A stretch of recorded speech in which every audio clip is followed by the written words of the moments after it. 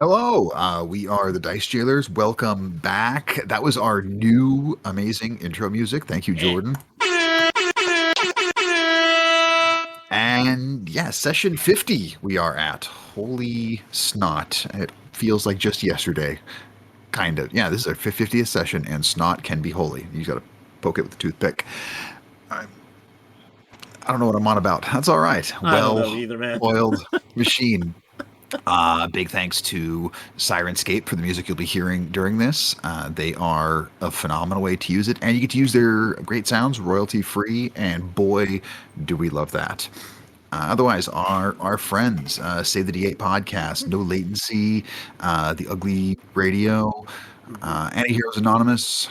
Who am The I Die is forgetting? Cast Gaming. The Dice Cast Gaming. Yes. Yes, Yeah, those are our friends that we usually shout out. And we have another. We have a big announcement that we can actually announce. let's hear it. Oh, I was gonna let you say it, but okay. So we have been preparing for a little while a side campaign with some of our friends that you've seen on the channel before, Monica and Skylar, also debuting our friend Ash. We are going to do a horror theme short run campaign. Yeah, we So are. you'll get to see us be terrified back at level 1, Oh, where the option is always open for a player character to get killed by a cat. Yep. It is going to be delightful series of adventures. I believe running level 1 up to level 10, where everyone who survives gets to level up. So it'll be very monster of the week with basically imagine like Supernatural, only if there were real stakes where characters might die early on. Or So characters might stay dead. hey, no, exactly. that is not fair to Supernatural. The women tended to stay dead. That's So I'm the true. main characters. Uh, Eh. Yeah, if I'm gonna fridge a character, it's gonna be a main character here. But yeah, that's gonna be happening. We're gonna record our first session in what, 2 weeks? That's the plan. Yep. We'll record it in 2 weeks. We're still figuring out the actual schedule for rolling it out to you, but you'll see those coming in July. Yep. And we're going to have a couple weeks dark because timing wise for shows for us, next weekend is the weekend recognizing Juneteenth, and the weekend after that is Pride here in Seattle. And so I'm not running games those weekends, so we won't be doing anything for that. So we'll be getting back together on our stuff July, but there'll be updates and all that. I think that's all you and I have, which brings us to The Jamie announcement. I actually have a show announcement for once, so I'm just going to do that real quick. Oh yeah. I don't know the likelihood that anybody who's watching this is going to be in Concrete, Washington next weekend, but if you are, you can see Bjorn and I in a performance of Happily Never After, which is a mashup of Shakespearean plays and fairy tales. So it riffs on, oh Christ, what are we doing this year? Ugly Duckling, Yes. Rapunzel, Uh-huh. the Snow Queen, And Beauty and the and Beast. yes, And yeah, and we just had our debut yesterday, and it went well, and I think it's fun, and the theater in Concrete is very beautiful. Oh, and it's free to go, and we pass a hat around. You know, you're not obligated to give us monies, but it would be nice. And speaking of which, with a flawless segue that I literally, nice segue. I can't pretend that it was deliberate. It just, I heard what I said, and I went, oh, cool. Speaking of monies, and giving them to us, we have a very easy way for you to do this. I know probably you watch and you're enjoying things so much that you think you're at a burlesque show and you're like throwing dollars at the queens, but and that doesn't actually get to us, though we appreciate the gesture. But where you can get the monies to us is if you look over there on that side of the screen, there is a tile that shows you Kofi, Ko-fi, damn it, Kofi, no, Lofi, Kofi.com/dicejailers, where you could send contributions to us, and we would use them for such things as, I don't know, actually, because that has nothing to do with me. They don't give me information. They just ask me to flounder through this announcement every week. But Bjorn and Jordan, unlike me, are kind of on top of shit, so I'm sure they have very good plans. Shit, I just remembered character art, commission character art. Boom. Yeah, character art commission, and that would be cool for all of us. And don't you think that we need like big epic fantasy character art to go with our new big epic fantasy theme music that starts? I do. That'd be rad. So send monies to the address on your screen, which I am not going to stumble through again because I trust in your ability to read. Thank you for your attention, and money, please. Wallace. So, with all of that awesomeness, Oh shit, I should have amped longer. Okay. Forgot what that happened. You all have finally made your way out of the Whispering Wood, having traveled south after a meeting with the Dampier warlock Vovrus Graham, who had witnessed the murder of Kira's father, Tyree, learning that Castina Loro was the one who struck the fatal blow. The strange thing about the story being that it was a spear he was wielding and not the great sword he's always been seen with.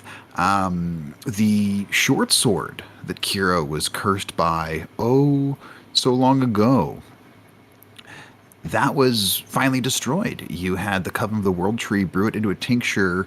The Blood Witch Evanora Dukes, who was trapped inside, very much not destroyed, as her corporeal form made its way out and she teleported away off somewhere. Who knows? But you all traveled south, first by a windwalk spell, and then traveling through the woods as quickly as you could, stopping off near a pool that was very serene, where those who stayed up through the evening either heard there was a voice speaking to them, or seeing a face in a tree, or a stone archway that they decided they wanted no part of. After escaping the wood, some time to enjoy oneself was done, as Kira used his fly spell to kind of get some lay of the land and just enjoy himself as well. And two of you helped fly Pohaku around like an awkward action figure. But having sat down, there was a sound of a very almost sarcastic applause as you all stand near this bridge and gazing over, seeing this blue-skinned Eladrin who has said they are here on behalf of their employer, for lack of a better term, their sovereign, as I believe they put it, or maybe their liege, but here for Manic's soul. And that is where we all pick up, as you see this individual just across the way, looking over at all of you, this very ornate wooden staff in their hand. Mannix, give me a history check. 24 off of a nat 20. 24 off of nat 20. Very nice. And on the map, go ahead and position yourselves about where you guys think you would be. This individual is on the other side of that bridge. With that 24, you think back to a name you had heard. Oop. And seeing this individual, seeing them with this staff, you had heard this name. You had heard the name of an individual who's known to be the right hand of the Earl King, Kruro Oros. And you look, Mannix, this is them.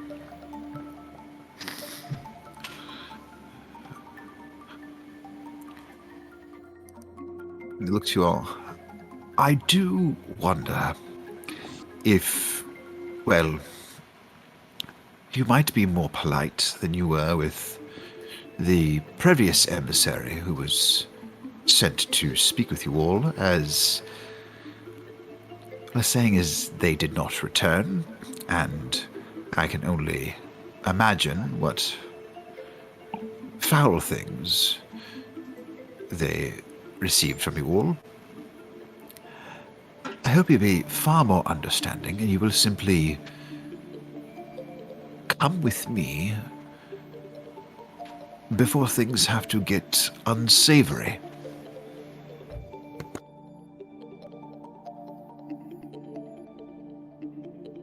It sounded vaguely threatening, I do believe. Oh. No, do not misunderstand. There was nothing vague about it. And I suppose I wouldn't so much call it a threat. Threats? Why, that would suggest a possibility of failure. Oh, I'm sorry. Did you think I was speaking to you? Oh, Mannix, goodness. do you think Is that he- they know what happened to the last person that tried to do this? And they I will mentioned that show they didn't come you. back. I will show you where this person is on the map. Now that you guys have positioned yourself.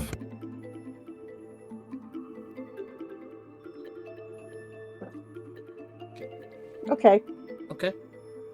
All right. I find It's it not- borderline hysterical that he presumes any type of behavioral expectations upon us.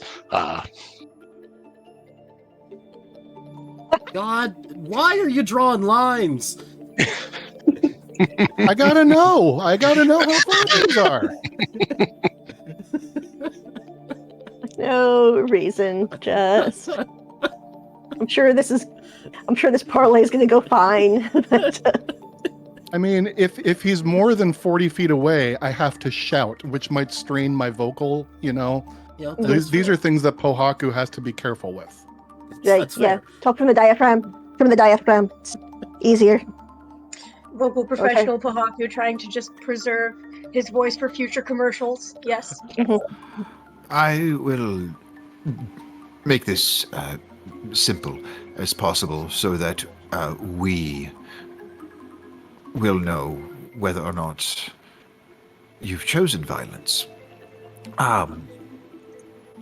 Mannix Soul, will you and your, I don't know, associates, servants, whatever they are, will you be accompanying me back to Svartalfheim now, or will you be going back in pieces?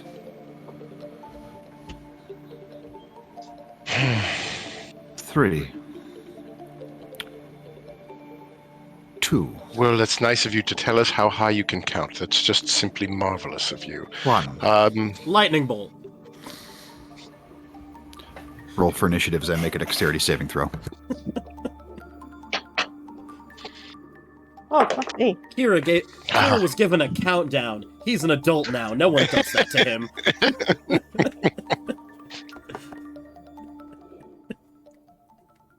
And Garnet, as per the usual, I would have given you the D8 to get things started.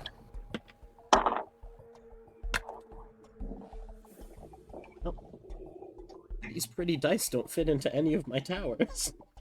All right, let's see here. What's your spell save DC? It is 15. Yeah, that's a 17 right there. So why don't you roll that damage and I'll take half. God dang it. God dang it, Bobby. I'm already stressed out. Yeah. Yep. The music's cool.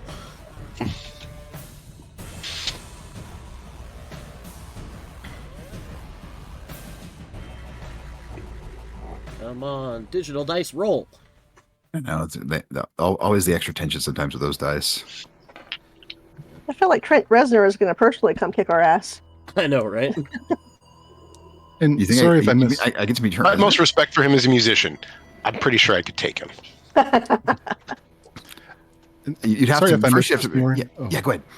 I was just going to ask this person on the other side. do I notice any sort of weaponry, whether that be blades or staves or whatever it might happen to be on them? They are carrying a very ornate-looking wooden staff, and you can see a dagger on their belt. Perfect. Thank you. All right. Next time I'm just using all my d6s because the digital dice rolled 4 different ones, so it's Nice. 19 cut in half to 9. So 9 Ew. points of damage. And now I need you all to roll initiative. 25 to 20. Dirty 20. Dirty 20. 20 to 15.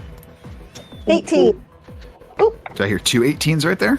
Yes, and Garnet, I think, definitely has better dex than me. Garnet does a better dex than you. So I'm going to put Garnet at 19. Sean 18. 15 to 10. 11. 20s.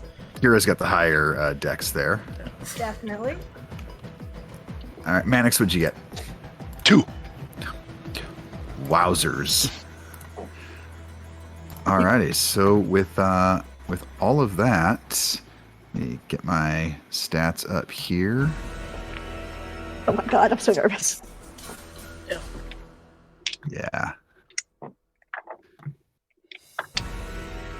At that,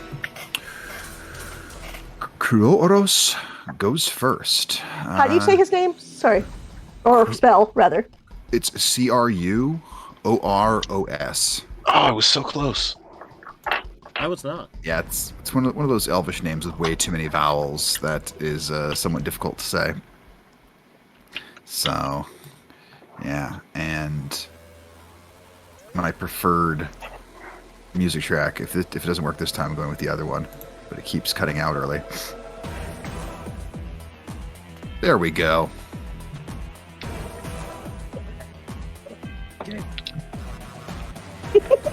He's up first.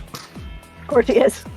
So, he's got a real good bonus to his initiative. He is going to first off observe all of you. You watch as the lightning crackling off of him, he kind of dusts off his robes. Interesting. Well, let me try mine. He will move 10, 15, 20. He'll move to here. That'll be his movement. Ugh, bitch. As a bonus action, he is going to use his Fey Step to magically teleport on top of these rocks. Absolute bitch.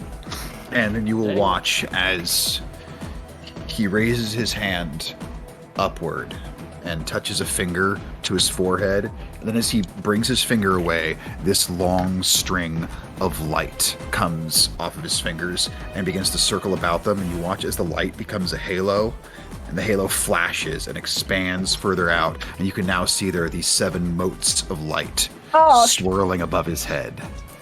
okay. Well, we know what Oh, kind Remiel's of... favorite spell. I'm like, wait a minute. I don't know how I feel about this being used on us.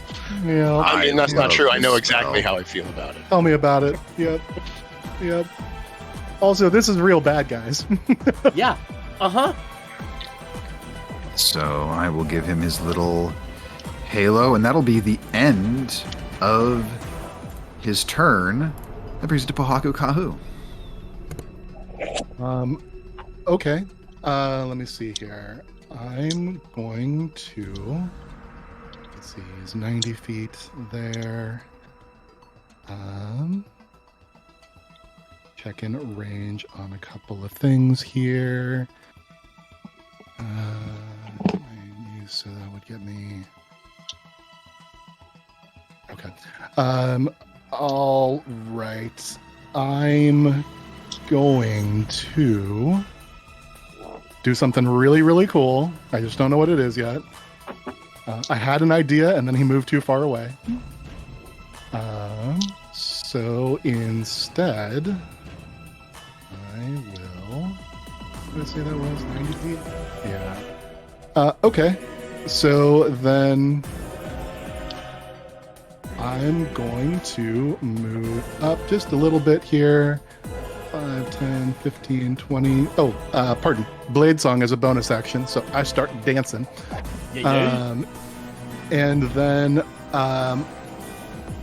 I'm going to cast.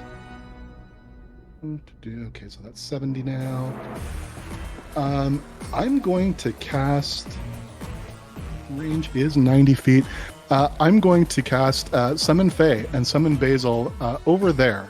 Basil! Actually, how high up is that crest there? He Like, is is he about. going to be at the bottom of a hill? He'd be at the bottom of a hill. That crest, I think, is about 10 feet tall. Bitch. Okay, so it's not going to be.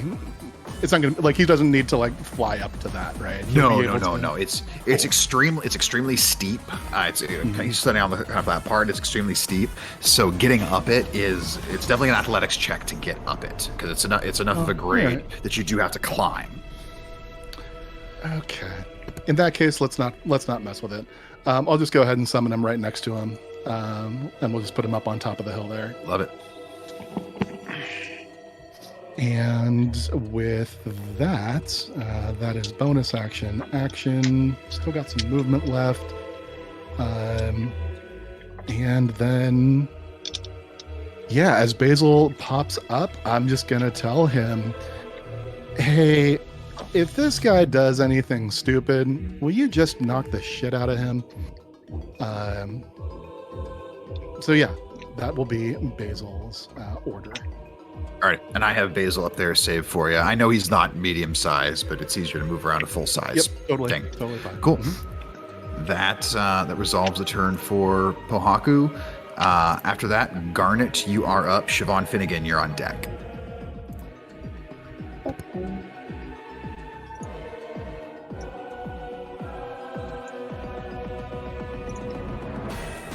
Garnet's gonna move into the trees here. And hey, Basil's there, so she's gonna throw a psychic dagger at him. All right, make an attack roll. That's a nat 20. Oh! Yeah. See here. Yeah, it is. Wait. Hang on. Were you too excited? No. Let's see. That was quick. Yeah, well. Silvery barbs. Bitch. I'm gonna use my reaction. Oh wait, no, Silvery Barbs works a different way. Never mind. Yep. I just re-roll it, right? Yep. So it's 21 to hit. That'll still hit, but no crit. I've been waiting to use that spell against you guys.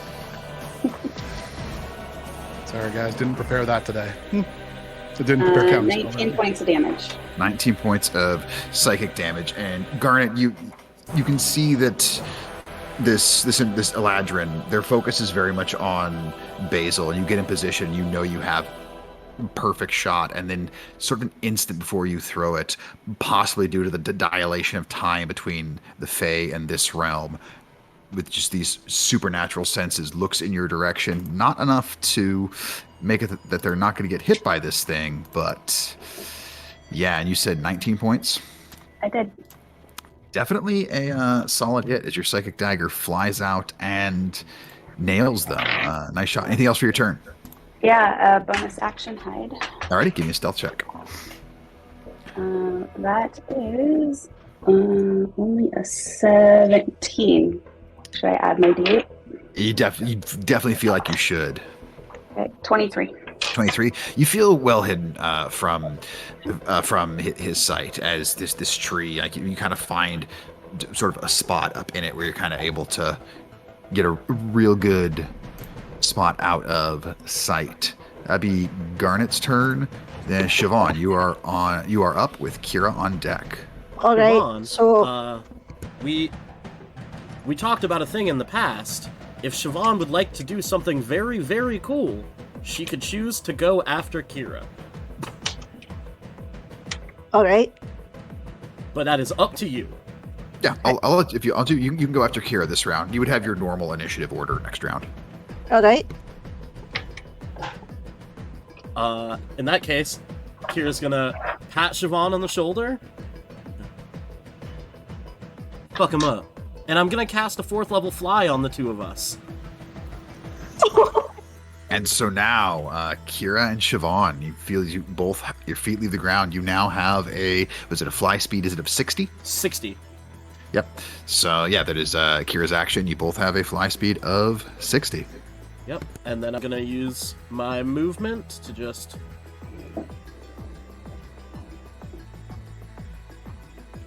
boop over here.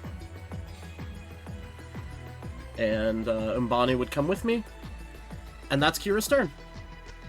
Alrighty, Siobhan, you are up. You actually, yeah, you're up. We'll save that. I'm very excited. So I would like to rage. Yeah, you do. And Too damn right. and I would still get instinctive pounce, right? Yeah, you would do the instinctive pounce where you basically leap, and then you can take to the air flying. Yep. So instinctive pounce. Well, fuck, if it's half of 90 feet, then I can pounce like to there. Oh yeah. But basically, the short version is I have enough movement to get up to him now. You absolutely do. So can we just say that I'm here, hovering in front of him, Love it. and be like, I don't know why effects don't understand that no means no. And I'm going to attack. Alrighty, yeah, make 2 attacks. Okay. First is terrible, unless his AC sucks. That's a 17 to hit. The team will not hit. Yep. You swing your glaive out, and he brings just the staff up and is just able to block the blade. What you find interesting is your glaive is magical. It's extremely sharp, and this is a wooden staff, and it is almost like hitting another piece of metal, as your blade does not sink into this wood at all. All right. And next attack is 19 to hit. 19 just hits. So go ahead and give me damage. All right. Oh, I didn't mean to hit that. So it's rolling in slow-mo, and that's terrible, and I'm very angry. That's 7 points. Oh, wait, so plus rage, so 9 points. Every little bit helps as you're able to bring your blade around quickly and just dig in across his chest. Definitely doing damage. I assume you're staying there. Oh, yeah, and I'm taking bonus action Polearm Master. Use your bonus action to rage. Oh, you're right. I sure did. So I'm staying there, and that bitch is tethered, or my Yes. So for my that, spirit guardians are around him now. let's there we go. We'll use the chain circle that organize these spirit guardians. Okay. That is Siobhan's turn. End of your turn, he is going to use 3 legendary actions. Oh wait, I'm sorry. Just one last thing for my turn. Yeah. It's not going to change anything really, but because I have enough movement, I would go up to here, just to get out of these people's way. That's absolutely perfect. So you are there. He's going to use 3 legendary actions, and he is going to cast a spell out of his staff. And you will watch as he kind of glances at all of you. Well, I'm going to have to deal with you differently, but as far as some of your allies go, and he extends his staff outward and then up, and you watch as this sphere of arcane energy just envelops him. And that will bring it to Reba. You are up. Hey Bjorn, Yes, I just want to Jay. remind you real quick, if this is a globe of invulnerability, it can't actually move. I'm aware that is immobile. You know what? Make sure if you ever talk to Liam O'Brien, correct him too. Why would you need to remind him of that? It's not like that's ever happened before or anything. I'm in good company with that. God damn it! I think you know perfectly well that if I ever met Liam O'Brien, I would be fangirling too hard to do, like, vowels, even, probably. That's fair. Reba is going to just pat Mannix on the shoulder and say, "Oh boy, you sure know how to pick 'em," and cast Protection from Evil and Good. So that means against Faye, Faye all have disadvantage on attack rolls against him, and he can't be charmed, frightened, or possessed by any Faye creature. Very Good looking cool. out. Nice, Yeah. nicely done. And then that's all I can do because all my bonus actions are spells, and I can't do that. So she's just going to just sort of block the way here. I think, yeah. There we go. What was that spell one more time, Casey? Protection from Evil and Good. Okay. At the end of your turn, Reba, it's the other creature's turn. Of course. The other creature. I've got a quick question here for you. Yeah. A quick thing for you. So Pueo would have been under instructions to stay with Siobhan. I'm looking at probably just using a cat without the climb speed. That sounds perfect. Because he's a corgi right now, and there's, strangely enough, no 5e rules for a corgi, Cat with Bullshit. the speed. I think that's which is an perfect. oversight. Yeah. Uh, Is there Corgi. anything for like a Completely pot-bellied pig?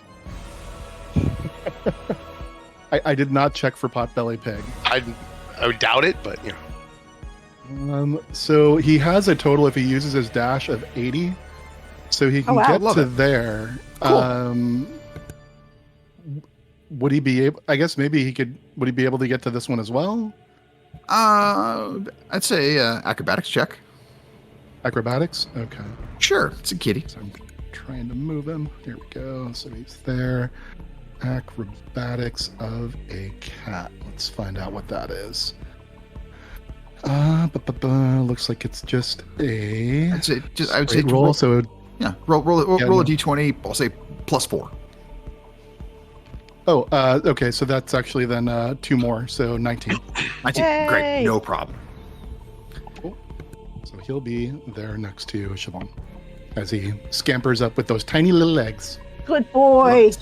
And so you will all see as suddenly this tree that Garnet had gone into for cover begins to shift and move and come alive. Many of the blossoms coming off of it in the air. And you can see this electric, like lightning energy crackling between its branches, and it is going to make a couple attacks here. First one's going to be on you, Garnet, because even though you are hidden in it, and it can feel where you are. So it's going to reach out at you with one of its roots. That's a natural 1. As it tries to reach into where you are, and just the root is kind of like too large, you can feel it just like poof, kind of thud against where you're at. But you are in something that is very much sentient, and you will all watch as it begins to hover over this way. No. No. Mm-mm. So is that an AO? For who? Me. Ohaku. Sure, go ahead. I don't like that. Yeah, I like when you said that. Yeah. I'm trying to decide if I want to hold that rate. I mean, okay, this one's already. Yeah, I'll go ahead and do that. Yeah, make a attack roll. So this will be right here. Not great. That's a natural 3 for a 14. That will not hit as you swing out, and you're kind of surprised this tree all of a sudden like hovered up into the air. Yeah, that tracks. So it will then make You don't even do a that at home. second attack here. Second attack is going to come over. Well, heck. You just swung at it, Pohaku. Let's swing at you. That's a natural 20. Oh, fuck. Mm-mm. So, Me with it. No, it's not. Sentinel's It's Death's not a Door. natural 20 though. Okay, so it's a hit, but not a crit. Yeah, I'm doing Sentinel at Death's Door, I believe it's Alright. called. Yeah, Garnet, you'd still be up in it. Oh, jeez. Yeah. And Pohaku is within 30 feet of me. Yep. So Sentinel at Death's Door. Normal hit. Cool. Yeah, that's it. So Pohaku, take 14 points of bludgeoning damage as this root comes out and slams into you, and you are now grappled. I need you to make a concentration check on your spell.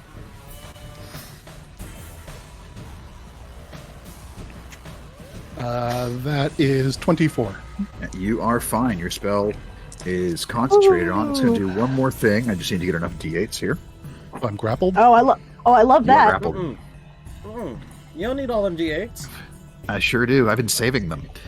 And you will see this electric energy crackling on it, and then one of its branches extends over in your direction, Kira, because, you're close by and flying, and it saw you cast that spell. So, Kira, I need you to make a dexterity saving throw. Rude. Glad I boosted my dex. Alright, that little twisty tower does not work. Okay. I have yet to put a d20 down it that didn't get stuck. So you're now a dice tower jailer? Yep. But anyway, on that save, that's Yeah. going to be a 19. It'll be enough for half damage as this bolt flies out. You sort of dodge out of the way, not able to completely evade it. It'd be 35 points of lightning damage, halved God! to 17. Yeah. Okay. Hang on. No, hang on. I'm gonna use if I can find my mind link, whatever. You get to roll 2d6 and reduce damage by that amount. Yes, and I just can't find it on my thing for some reason, but I will roll 2d6 right now. It just costs your reaction. I know. That is reduced by 10. Cool. Awesome. So that is reduced Thank down you. to only 7 points of lightning damage that Kira will take. And Okay. yeah, Kira, you gotta make a concentration check on that fly spell. Yep, I sure do. Oh crap. And we are still flying. All right, so both of you So are it's a still 14 on flying. the die.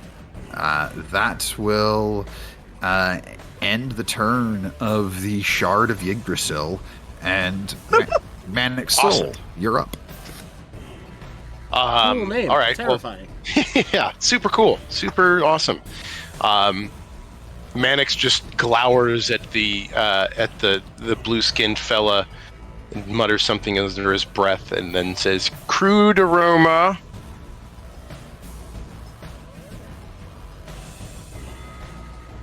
We're going to have words. He's going to bonus action and gem flight. Oh, very nice. Gift of the Gem Dragon there. I didn't know that was a thing. Just to get a little more movement. We're going to move down to here. And then he's going to cast slow. And I understand that won't affect him inside his fancy little globe. That is But we're going correct. to But we're going to center it roughly about where. This is is this Siobhan? No, yeah, that's Garnet in the middle there, correct? Yeah, Garnet's in the middle of the tree. Roughly around there. So like the bottom left corner is going to be on that globe, and then also Mr. Yggdrasil Splinter Man. All right. And what's the DC on that? What's the save? Move that Wisdom. Nate if you want. Thank you. Wisdom 16.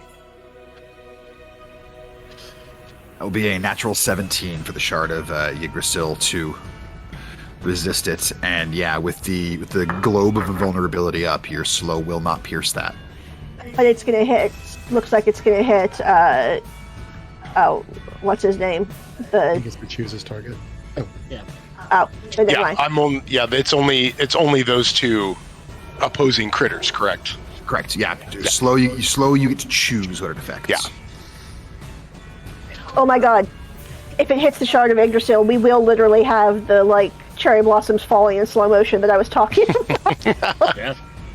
Slowly making a John Woo movie in the Yes. middle of our. No. Unfortunately for y'all, it saved against. No, Yeah, I know. it's a tree. You can't have good charisma. Well, one, it was It wisdom, was- and two, it didn't. Doesn't Fine. have a. Well, I'm not going to tell you how great its bonus is, but I rolled high enough on the d20 that I didn't need a bonus. And yeah, I believe that is your turn there, Mannix. Correct. Yeah, I used my bonus action for my jump flight. Awesome. That is going to bring it back around to the hand of the Earl King. He is feeling very surrounded. He's not much enjoying this. So, let's going to look over all of you. Goodness. I don't know if you fully understand what it is you're dealing with. And see here, what's the range on this?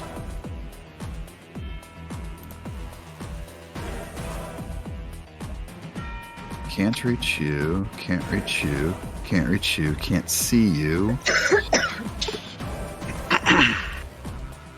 And he will kind of spins his staff. He's like, well, let's play. And he is going to cast Steel Wind Strike.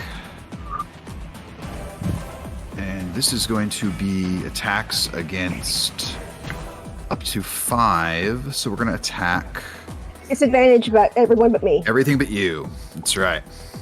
We're going to attack, well, Basil, Siobhan, Kira, Umbani, and Pueo. Leo's way too adorable to be attacked. I know, I'm like, a corgi? This is So- truly a villain. Let's start with Pueo. Disadvantage. Natural 1 on the smaller die, so that will actually miss as... Well, I'll take it. let's see here. Even with the disadvantage, that is a 17 to hit on Umbani. Well, poof. And now for Basil, that is going to be a dirty 20 to hit Basil. That hits Basil. This is going to be on Kira. Oh, you're rolling damage. I'm gonna roll. Yeah, I'm gonna roll damage separately for everything that's hit. Okay. And let's see here. Kira does a 17 hit. No, it does not. All right. And then lastly, you got saved by the disadvantage. Siobhan. That is a 28 to hit Siobhan. Just barely. Alrighty. So need my d10s for this. No. That's what we like to hear. Alrighty. So first, I mean, Umbani is annihilated. That's Yeah. that's 38 damage. For Basil will take 10, 25, 28, 31 points of force damage, halved. So that'd be 15 points of force damage to Basil. He is still up. All right. Kira missed on you. And then for Siobhan. Ooh, I rolled really bad on that, actually. It's 3, 7, 12, 19, 24, 28 points of force damage, Siobhan, from the staff as he uses Steel Wind Strike. And I can't have that, right? Right. That is not halved by your rage. So, I'm sorry, 24? 28. 28, okay. And as a bonus action, and he ends up right in the same spot he was in this globe. How's Basil looking? Basil's fine. Basil's fine? I mean, he's rough, but he's all right. Okay. Oh, I want to throw one of these motes. It'll be disadvantage against whoever I throw it at, because Siobhan's adjacent to me.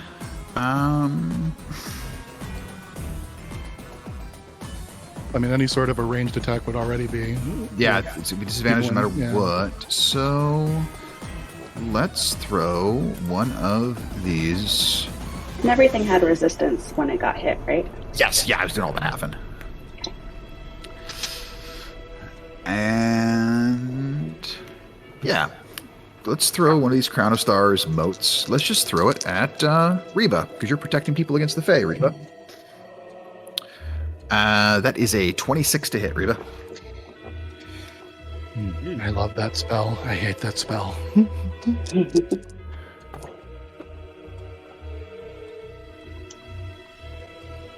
And it's cocked. Stay in my rolling tray. There we go. Ooh, okay. Let's see here. That is... So, Reba, that would be 32 points of radiant damage halved to 16 because of Siobhan's Ancestral Guardian Thank you, Siobhan. awesomeness. And you watch as he just extends his finger and this mote flies out, colliding with Reba. Reba, I need you to make a concentration check on your spell. You have Protecting Manix, please. That's going to be an 8. That means the spell drops as the protection on Manix will fall. Well, now, That did not take False. long. I suppose that is a little more pleasant to deal with, isn't it? I hope you enjoy the presence of my friend here. He gestures with his eyes over towards the shard of Yggdrasil. That is the end of his Hey, turn. Real Yeah. quick, sorry. Too many things. You just reminded me, Basil was under orders if he does anything stupid to attack. So That's right. can he... Oh, Make an attack roll, please. All right. And this time I actually know what I'm supposed to add to this roll. Oh, that's probably not going to hit, though. That's a 15 to hit. 15 will not hit as Basil swings out and just kind of leans to the side, the fist missing. Does he get 2 attacks, though? I think he gets 2. I'm just double checking that. Yes, he makes 2 attacks. So Alright, make make a one second more. attack, please. Yeah, 16. 16 will not hit as he's able to pretty deftly evade that as well. Basil trying to get those shots in, but his footing a little rough here on this little craggy spot. And for his last bonus action, so I was trying something different here with Basil this time. You'll notice, for those of you who can see him, he doesn't look quite as, I mean, he always looks pretty happy, but he's kind of angry happy sometimes. He actually looks to be full on playful right now, as he is kind of shadowboxing with this guy and missing completely. But I do need him to make a wisdom saving throw.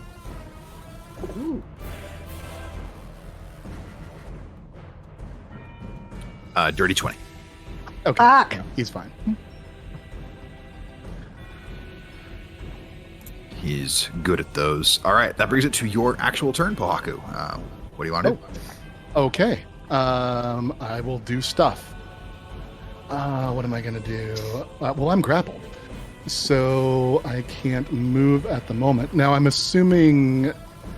Can I still hit this this shard of Yggdrasil? You Or is he absolutely too- can. Okay. It's not so high up in the air that you can't. It's only sort of hovering about 5 feet above the ground. Well, basic thing that I'm asking, though, is I am, 15 feet away from him right now. Can I still... Can I Oh, can't sorry, move? because you're grappled by it. Right. So can I, attack the thing that's holding on to me, or do I need to do some sort of a ranged attack instead? You would if it depends. Make an Impulse would be to do a melee attack if I can. You can do a melee attack against the root that has you grappled. I will do so. Yeah, make an attack roll. That should hit. That's a 27 to hit. That'll definitely hit. Go ahead and give me some damage on that. Is going to be 10 points of magical piercing damage. Okay. I am then going to attack him a second time. I want to do that. No, Yes, I'm going to attack him a second time. Love it. This one will be with the shards. Okay. So that, oh yeah, that's gonna hit. That's a 29 to hit. Definitely hits. That's gonna do an additional 11 plus. Where is it? Spells. Booming Blade at this level deals an extra 1d8 as well. Okay. Okay. So an additional 7. Ooh, okay, very nice. And if he moves, he will take more. Yeah. Yes.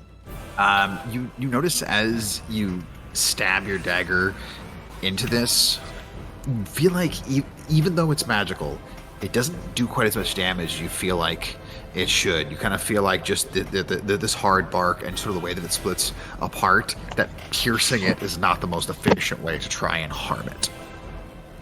Right. Bonus action is going to be the offhand attack here. Love it. That is an 18 to hit. Still hits. All right. And this is just 3 points of non-magical slashing damage. Slashing. And then telling Basil to attack and Pueo to assist Siobhan as best he can. Love it. So I'm going to go ahead and roll for Basil here. Please do. That's a 10 on his Will not first. hit.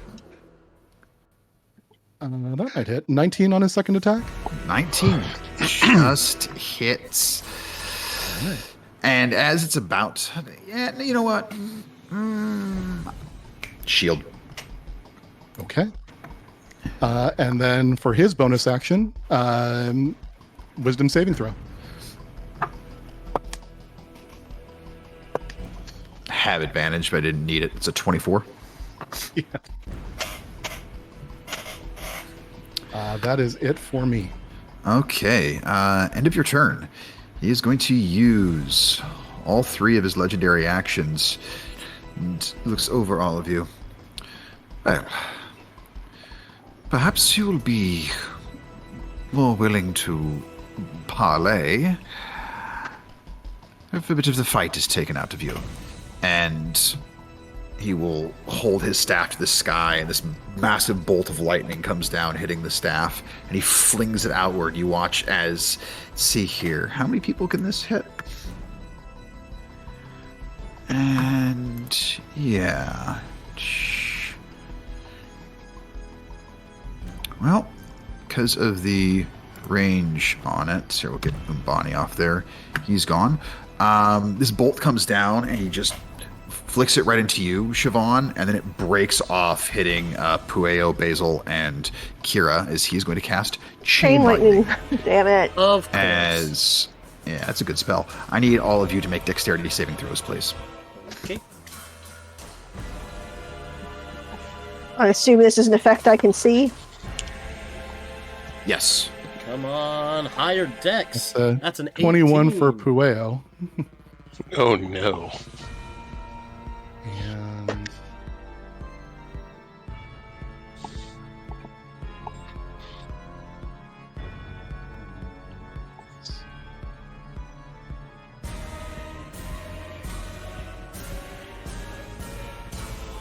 that's 21 for Pueo and an 8 for Basil. And that Basil fails. Pueo succeeds. Siobhan and Kira.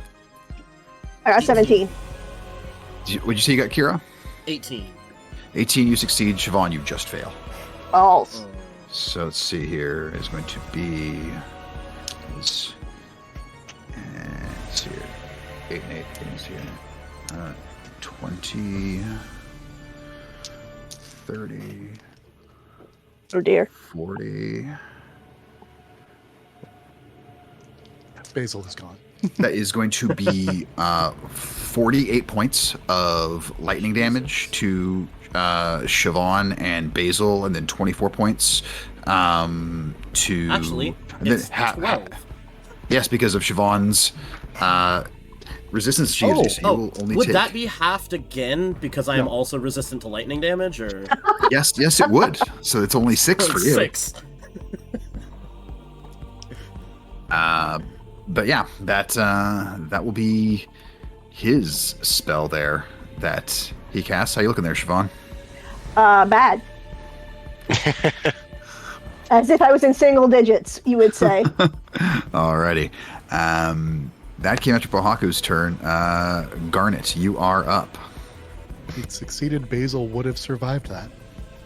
But Siobhan, at least you're still flying. Garnet is going to. I'm going to move that guy slightly just so you can access your token. Okay, well, she's going to hit the tree that she's in. Yeah. I mean, you are right inside of it. I'm going to say you can make this attack roll with advantage. Like, it's. And I was hidden. You were hidden.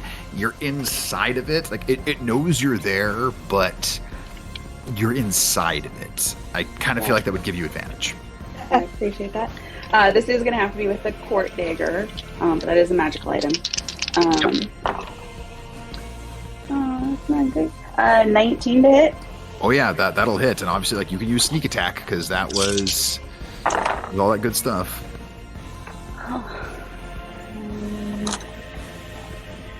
21 points of damage. And again, just because of the makeup of this creature, you feel like the piercing damage doesn't do as much as it would normally would. Use fire. You got fire? I don't got fire. I got no fire, Colvin. I'm an earth I'm an earth wizard. Disengage for my bonus action. Love it. And I'm gonna come back here. Very cool. And that's everything. Alrighty. That brings it to Siobhan Finnegan. You are up. Kira, you are currently on deck. Okay. Do I have advantage? Oh no, because my buddy's not there right now. Yeah. Also, we're not using flanking this campaign. No, I just meant because they had given Pueyu the help action, but That's right. Yeah. Nope. Both the familiars are Dunsky. well, I'm about to be out, so I'm gonna. Yeah, if it hits me again, I'm out no matter what. So I'm gonna go reckless. Make some I attack guess rolls. many fucking lumps in as I can. Okay, that one flew off the side, so I don't know what it would have been. Oh, that's not gonna hit. Ah, that's a 2 and a 4, which is not gonna hit, unfortunately. And so my second attack is dirty 20. Dirty 20 will not hit as he has shield up still.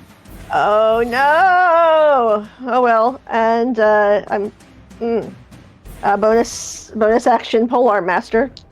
Okay, make an attack roll. Also not gonna hit. Yeah, Siobhan, you just unload on this guy with everything he's got, and he just swings over the shield that he had brought up to protect himself against Basil's attack. Your shots swinging true, just not able to get through this arcane barrier.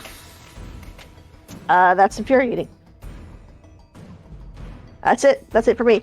And I believe for your Ancestral Guardian, do you have to hit them for it to work, or do you just need to attack them? Ancestral Guardian, I think, just You have to stays hit. up. Yeah, you have to hit. Oh, it does? Yeah. Because, yeah, it's each round. Well, shit. Okay, so there are no tethers on him right now for this round.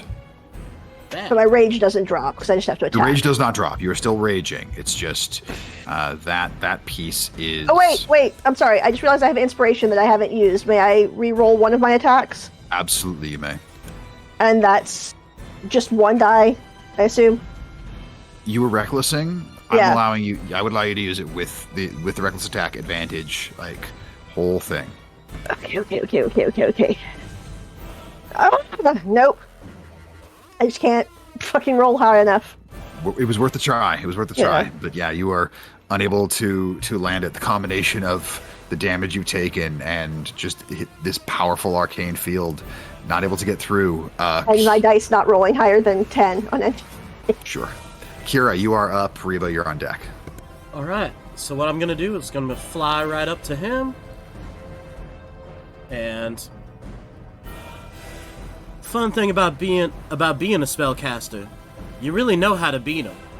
And I'm gonna cast Dispel Magic on that Globe of Invulnerability. Roll. Yep. Because it's the DC's probably gonna be high. Yeah, so roll a d20 and then just add whatever your... You have a +4 to charisma? Yeah. So D20 plus 4. That is a Oh. natural 20! 24!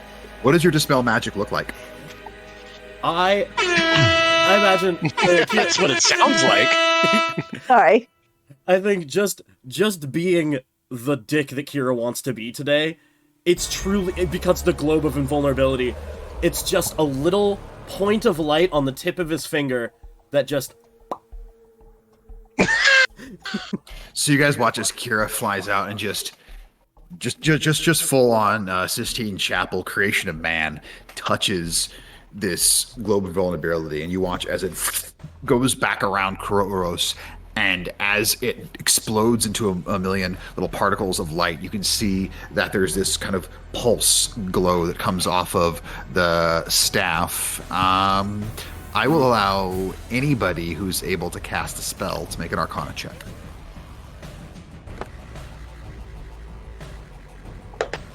$16?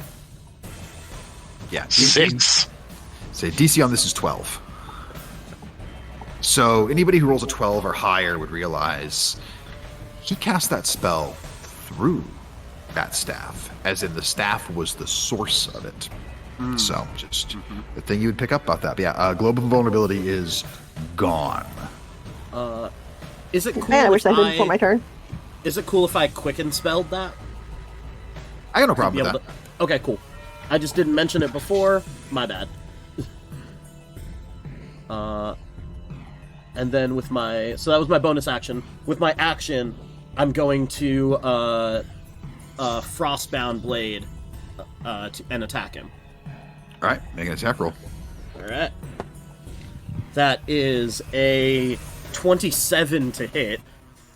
That will exceed the total on shield, so yes, you will hit him. Huzzah! Damn. Alright. And then... So that's gonna be... 4... So... 10 points of magical slashing, or magical piercing. 10 points of magical piercing. 1 point of lightning. And... 5 points of frost. As well as if he was the one concentrating on anything, he'd be at disadvantage for that concentration check. All right, yeah, he is not personally concentrating on anything at the moment. Very That's my nice turn. Alrighty. Reba, that brings it to you. You are up. So I know Siobhan's looking rough. Or how many other people are looking rough? Just Siobhan in this case. Just the one whose job it is to get punched in the face? Gotcha. Okay, cool. So, in that case, Reba is going to go ahead and cast a second level Cure Wounds on Siobhan. Cure Wounds is a touch spell.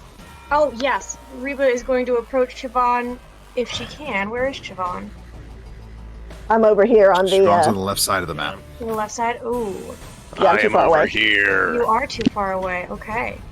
Well, in that case, Reba's gonna use some movement. Reba's going to hang out, I think, here. And she is going to cast...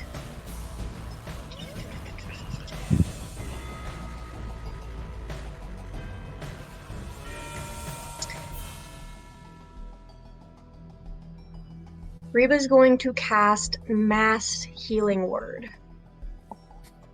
Alrighty. So, who has lost hit points just of any amount? Okay. I get to target 6 creatures. So I just target all of us then. Perfect, yeah. Yeah, I just target all of us. Sounds good. Roll some healing. Cool. Level 8 clerics, man. Yes, that's going to be 9 hit points to all of us.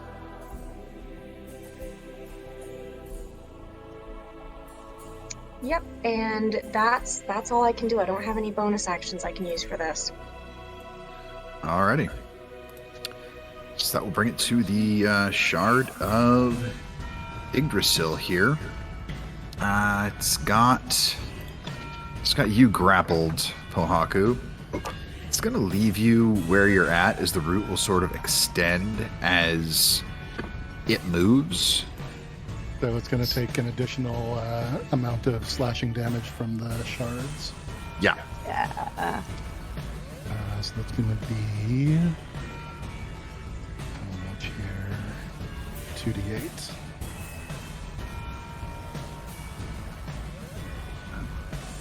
Got a 5 and then a 1, so 6 points of magical slashing damage.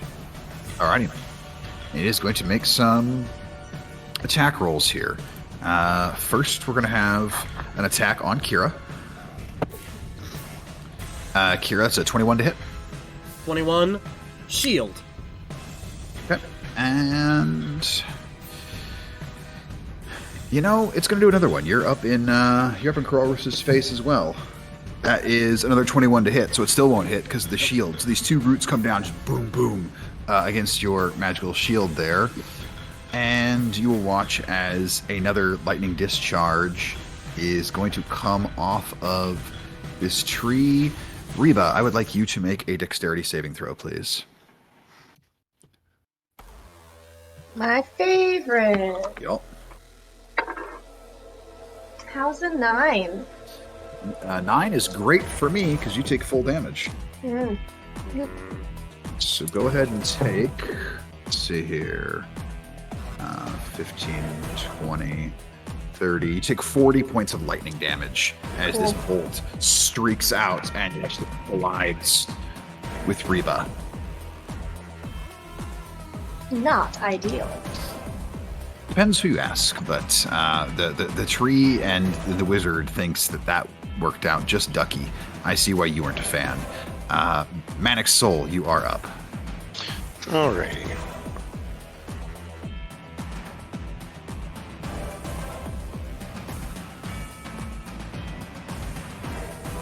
We're going to hop over to here.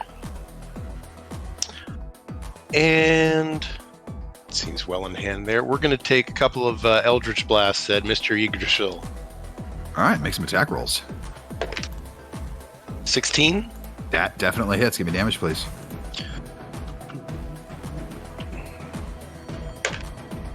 $12. Okay.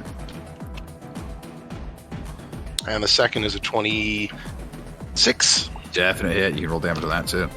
12 more. Oh, lovely. So you throw these two Eldritch Blasts up into this massive tree-like form. You can see it buckle a bit. Still looking pretty sturdy, but damage definitely done there. Anything else for your turn there, Mannix? Oh. No. Let's save that spell slot.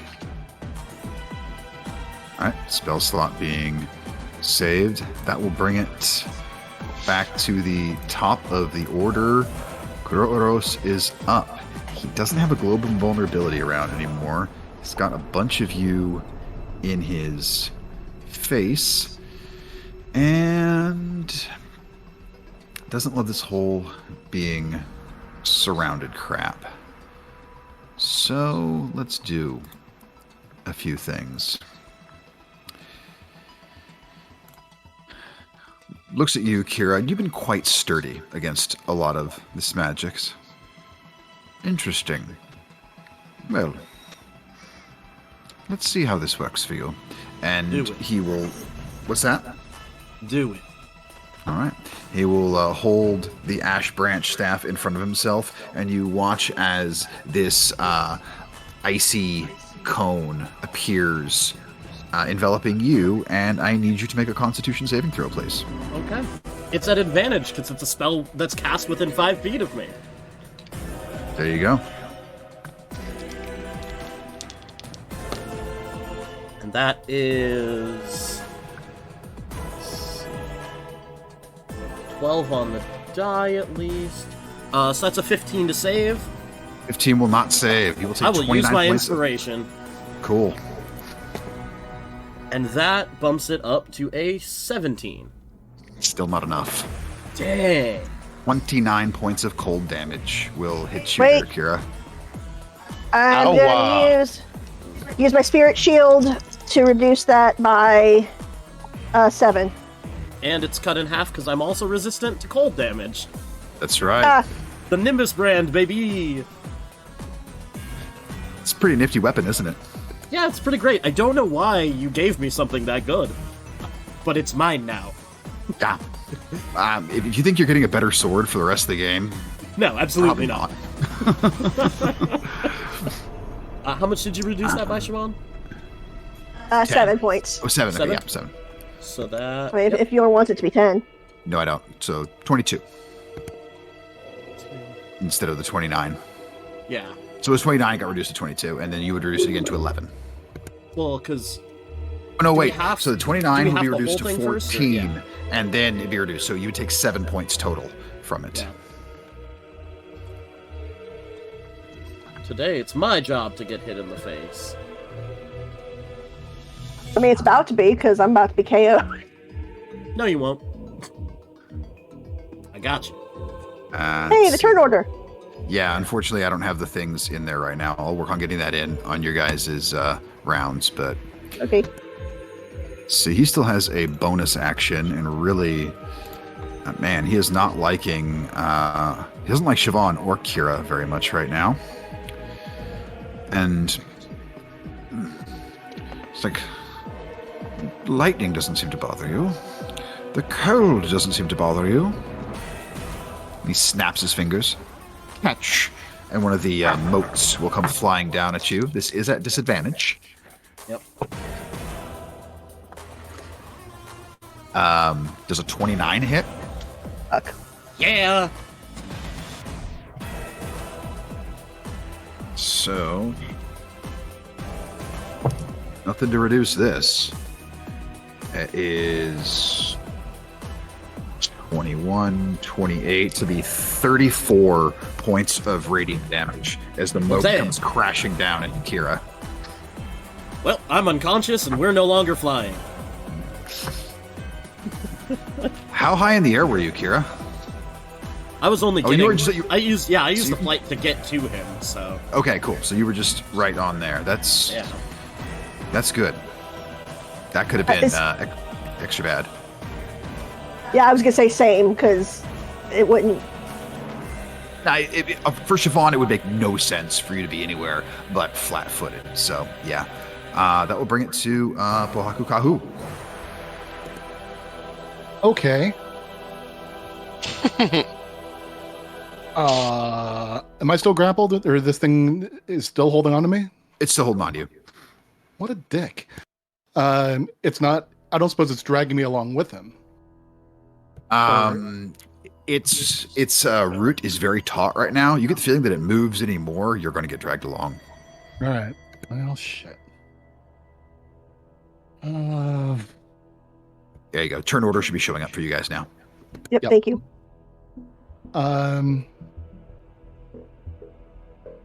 Well, hell. All right, let's try something different here. From my perch across the river there, I'm gonna look over to Krudos, and I need them to make an intelligence saving throw, please. Ooh. Intelligence save. All right.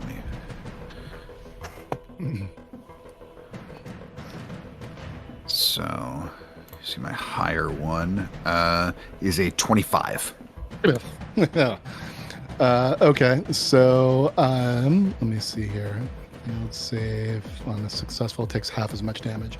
So, as I extend my arm and say some words there,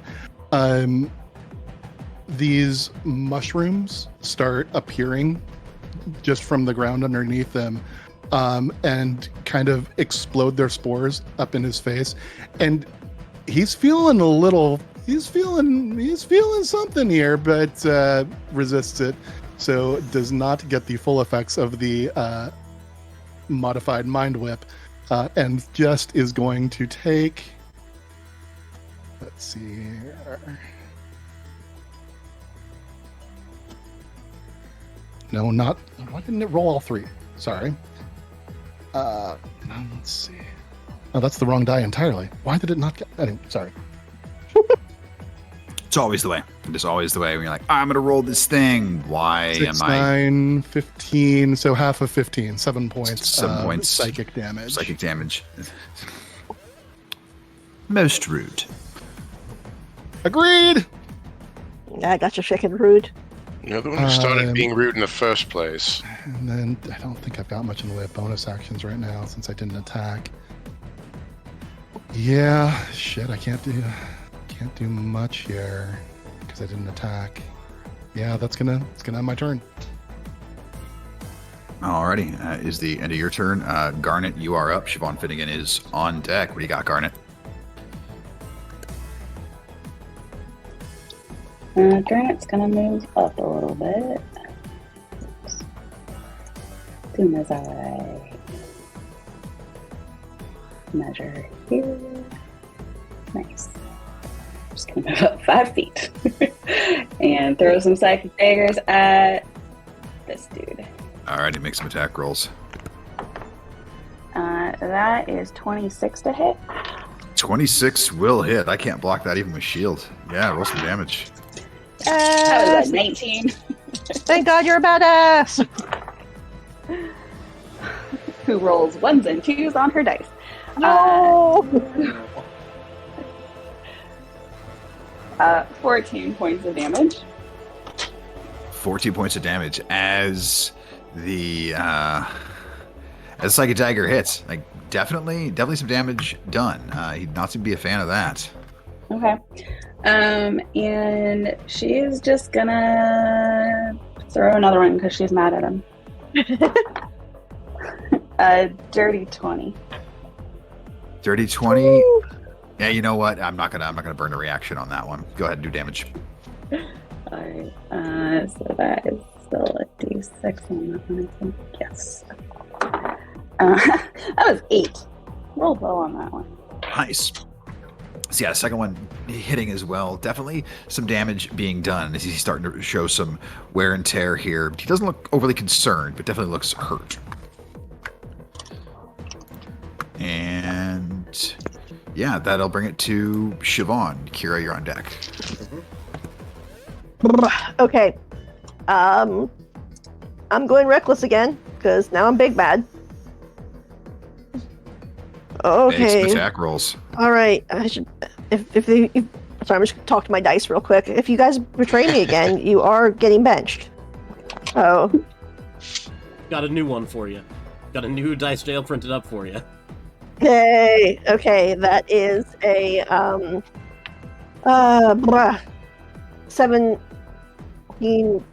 That is a 26 to hit. 26 will definitely hit. Go and give me damage. Okay. Okay, you're on thin ice now too, so that's 9 points from the first strike. Alrighty, second strike. Nope, misses because I rolled a 3 and a 4, and Okay. you guys are in trouble. And then Polar Master. Yep. That is a 24 to hit. That'll hit. Go and give me damage. Okay. 2 plus 9. Another 9 points of damage.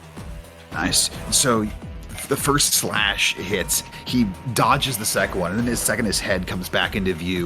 You crack the butt of your glaive right across his jaw, and you can see him. He touches his lip and brings his hand away. You can see this large trickle of blood coming out of the corner of his mouth.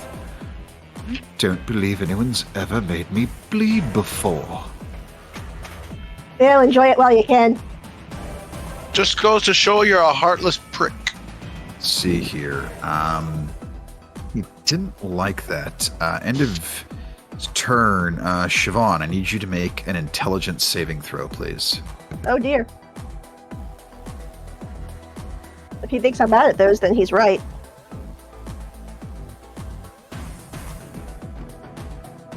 $19. That's a success. Thank fuck.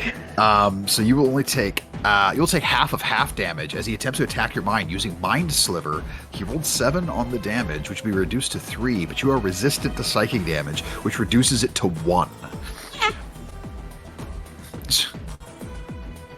Oh my goodness.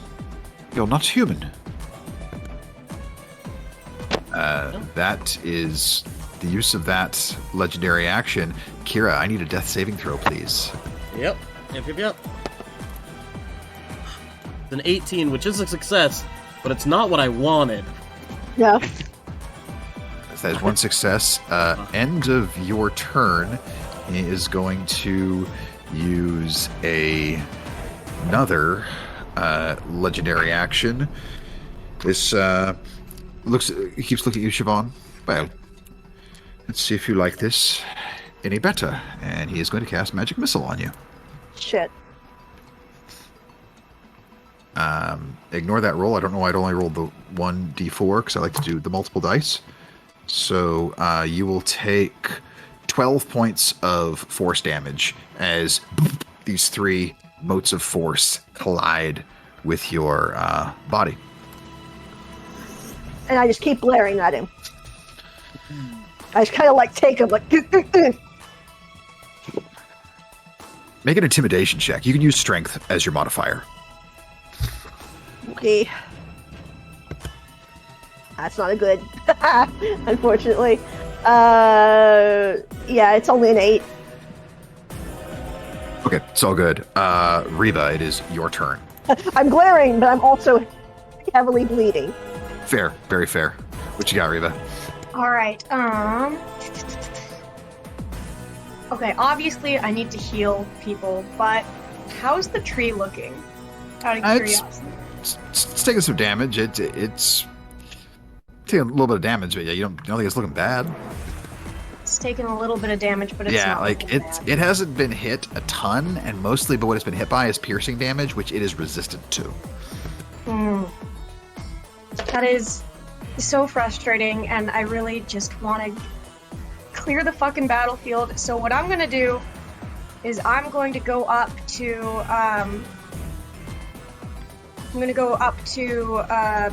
Kira and bonus action Spare the Dying. Okay. And then I'm gonna go up to the fucking tree. Yeah. Well, I'm not. I'm just gonna stay by Kira, actually. Yeah. Actually, I want to stay right by Siobhan. So I'm Sure. just going to. No. Yeah. Okay. No, I know what I'm doing. I'm gonna cast Blight on the tree. Oh, Constitution 16, and it's gonna take max damage. because it's a Whether it- plant. Yeah. Oh, yes! Nice. Nice. That's not what I thought you were going to do, and I was really looking forward to fucking you over. I'm a bad cleric, which means I'm full of surprises. You are. I'm not going to say what I thought you were going to do, just in case that was on a different turn. I would assume you would think I would heal, or No, cast no, fucking Spirit Guardian by now. that's not it at all. I'll tell you after the combat what I Okay. thought you were going to do. Regardless, even with advantage, I failed the shit out of that Constitution saving throw. Hey, So how much damage fantastic. does this thing take? Take 64 points of damage. Oh, God. And you watch as, and you all have seen these moments from Reba before where she just reacts violently. As again, we've said before, and we'll say it again, she's not that type of cleric. No. She reaches out, drawing a ton of the essence out of this tree, and you watch as a bunch of its limbs start to crack and snap. And in fact, the root tethered to you, Pohaku, it kind of starts to twist. Its grip slightly loosening. It still has you, but you can feel it getting significantly weaker. Very excellent turn there, Reba. Grand. And then I'm just trying to move my little person over here. Yeah. End of your turn. Gonna use last legendary action here. Let's. Yeah, Siobhan, you're still right up there in his face. He doesn't want you there anymore. Kroros is going to attempt to hit you with a shocking grasp. It's a natural one. as he reaches out, attempting to hit you, and you're able to, as hard as you are, you're still nimble for a barbarian. You just kind of slap his hand out of the way by the wrist. I disagree with this. And that brings it to Manic Soul. It's your turn. I'm just gonna fire a couple more. Actually, we're gonna do an Eldritch Blast, one at the Yggdrasil and one at Mr. Crumblebum. Alrighty, let me know which one you're attacking first and make those attack rolls. Yggdrasil first. Alright, make an attack roll, please. That's a crit failure. Will not hit. As kind of the branch you were aiming at, you watch as it kind of just like falls out of the way cartoonishly, as it broken off from the blight. Well, shit. Kruoros. Alrighty. That's a 12. That will not hit, as he's able to dodge out of the way of that. Anything else for the rest of your turn? No. Okay. Let's see here. He's not loving any of you, but let's make this interesting.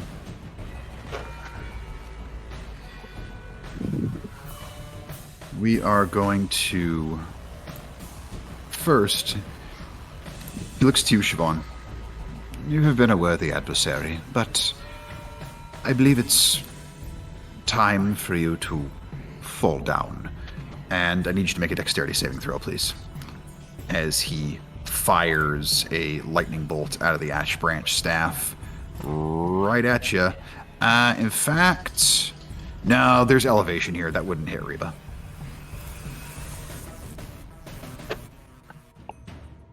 So, what'd you get, Siobhan?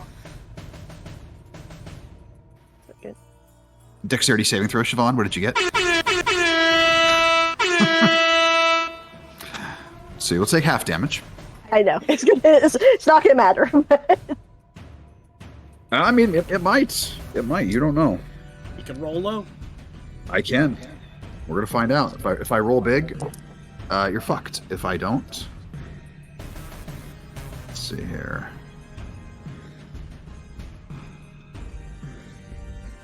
To be halved, so it'd be 27 points of lightning damage, halved to 13. Yeah, I'm down. I had 5 points left. Yeah. So this bolt of lightning from the ash branch staff. Let me take off the charges for that. As Siobhan tumbles to the ground. Well, now. Would I still be where I am, just like collapsed, or would I like roll down the Yeah, hill? it's enough. It's enough of a flat area there. Both you and Kira, you're kind of still up there, so you're not going to tumble down, take any extra damage. Let's now use a bonus action to throw one of those motes. Oh, we're going to throw it over at you, Pohaku. That is a 30 plus to hit. Pohaku's Nah. going to take... Just nah. Nah. 20... Like, thought about it, don't feel like it. Now, so that is 41 points of radiant damage. I'm sorry, to Pohaku from that, and then he's going to action surge. Oh, the fuck. And with that, let's see here, we are... being elevated doesn't do a whole lot for us right now. It's going to hop down to here where he can see both Reba and Manix. And what spell are we going to have one of you chumps be on the receiving end of?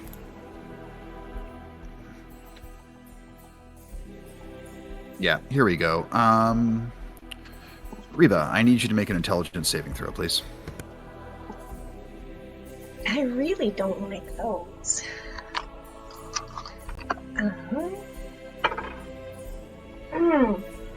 How is a 6? awful as you watch as he touches a hand to his forehead, and this long lance made of psychic energy will come out. He will hurl it directly at you. You will take 21 points of psychic damage. Mm-hmm.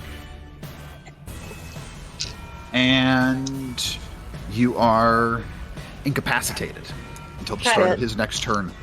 So relentless endurance means that I'm not down, but I only have 1 hit point now. Yeah, you are not Oh, this is dropped, bad. but you are still incapacitated. Great. And Bohaku, you are up. Go ahead and make a dexterity saving throw. Okay. Why does he get 97 turns?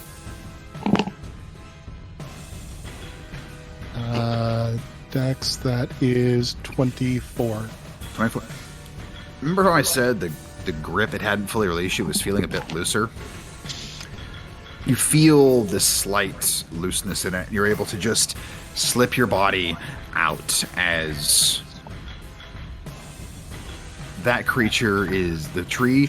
It's looking a bit rough. It's not totally down, but it's looking rough, and it's having a hard time maintaining the grapple. I made a concentration check to see if it could keep grappling you, and because it failed, you had a dexterity saving throw to try and get out. So you are not grappled any longer, Bohaku, and that is the top of your turn where that happens. Huzzah! What to do here? So Kira's down, Siobhan is down, Reba is not down but looks out of it for the moment, correct? Yeah, she's very dazed. Mannix, how are you? Incapacitated. Yeah, how's Mannix looking over Maddox there? looks fine. Oh. Mannix be ookie dookie. Must be fucking nice. Right. It is fucking nice.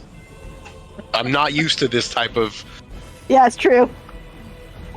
Just not used to it.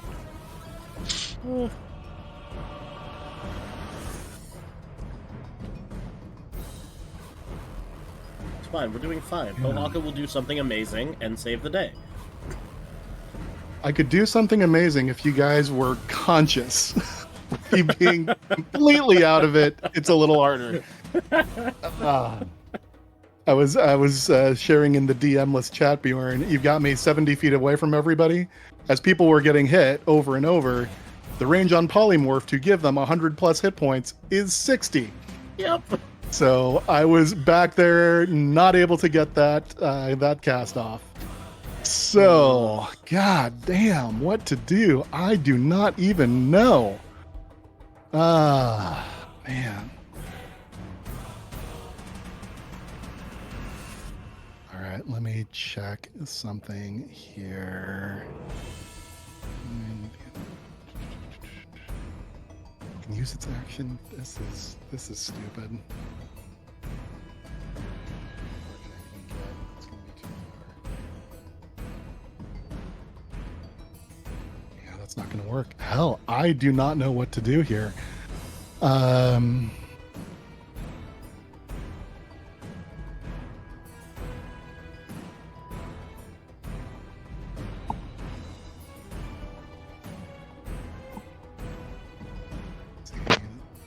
This is.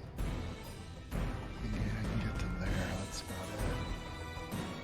I'd rather not be dealing with with that thing. I'd rather be focusing on the other guy. I have an idea. Okay. I am going to run my full 40 feet over to here. I'm going to look over to the hand of the Earl King. And I put up my hands and I say, you're too powerful. I don't know what else we can do. The best thing I can do is to just hasten our destruction. And I cast haste on him. Oh. Interesting. I, as a DM, know what you're doing. Yeah, I figured you did. So Yeah. I'm going to make him make an intelligence check on this. Because I don't think it's fair if I let him just know. I'm gonna take a picture of that. It's either real good or real bad. Yep. Because this is me where I'm like, okay, I know what you're doing because I am aware of this strategy, and it's like I said, it's not I'm fair. out of ideas, man. I'm out of ideas. Yep. And I'm putting it in the game chat right now, so you can see what he rolled. It's either real good or real bad. Well, actually, make a deception check, Bahaku. That's going to be his insight versus your deception. Deception, huh? That's a Yep. +0. That's his insight versus your deception. It's hopefully enough. He's got a That's an decent 11. modifier. It's just an 11. All 'Cause right, I have he's no gonna- modifier. I rolled a natural 2. He has a +4. Okay. I appreciate that you understand the gravity of the situation. Yeah, and you cast Yeah. haste on him. I changed my mind. Sorry, and I drop it. And he feels all of this enervation that had been charging through him. And what is that? Until the end of your next turn, I believe he is out of it. Let's see. When the spell ends, the target can't move or take actions until after its next turn, Okay, so as a he wave is, of lethargy sweeps over it. so You're a genius. amazing. His legendary actions, he cannot use them right now. He cannot Oh my god. and not until the end of his next turn, as he is completely useless in this moment. Yeah, nicely done. Anything else for your turn there, Mr. Kahu? Bonus action panic, but that's a free That's a action. free action, baby. That's a free action. Those are spells, so I can't do that. No, that's all I got. I damn near counterspelled you, and I was like, no, this is clever, and I need to let this ride. I appreciate So- it. No, I have. It's you were throwing a bit of a Hail Mary there. Like you got to give it a chance for it to go. Real cool. Awesome. Garnet, You're you're up. absolutely right about that. He's like, I feel like I was clear on that point. Garnet's gonna take steady aim at the crew coast. Yeah, go right ahead. Oros. Wow, that's terrible. Amazing. I rolled 2 3s. So that's a whole 10 to hit. That will not do it. Just having a hard time aiming around. I'm this- I'm gonna give my inspiration to her. Do it. Yeah, and re-roll with advantage. Okay, thank you. Well, that's 18 to hit. 18 just misses. Amazing. As this protective energy that comes off of, and you see the dagger heading in, and then where it pings off, it seems like there's this protective energy that comes off the staff itself as well.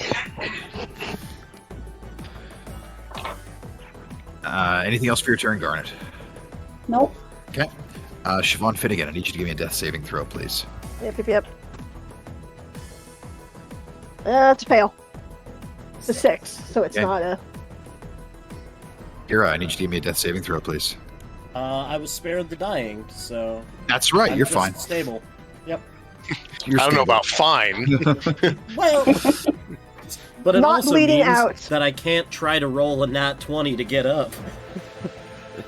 Yeah, Reba, you were incapacitated until the end of your turn due to the Lance of Lethargy. Not the Lance of Lethargy, Psychic Is there Lance. fucking anything I can do about that? No, God damn it. that is just the effect of the spell itself. So that brings it to the Shard of Yggdrasil's turn.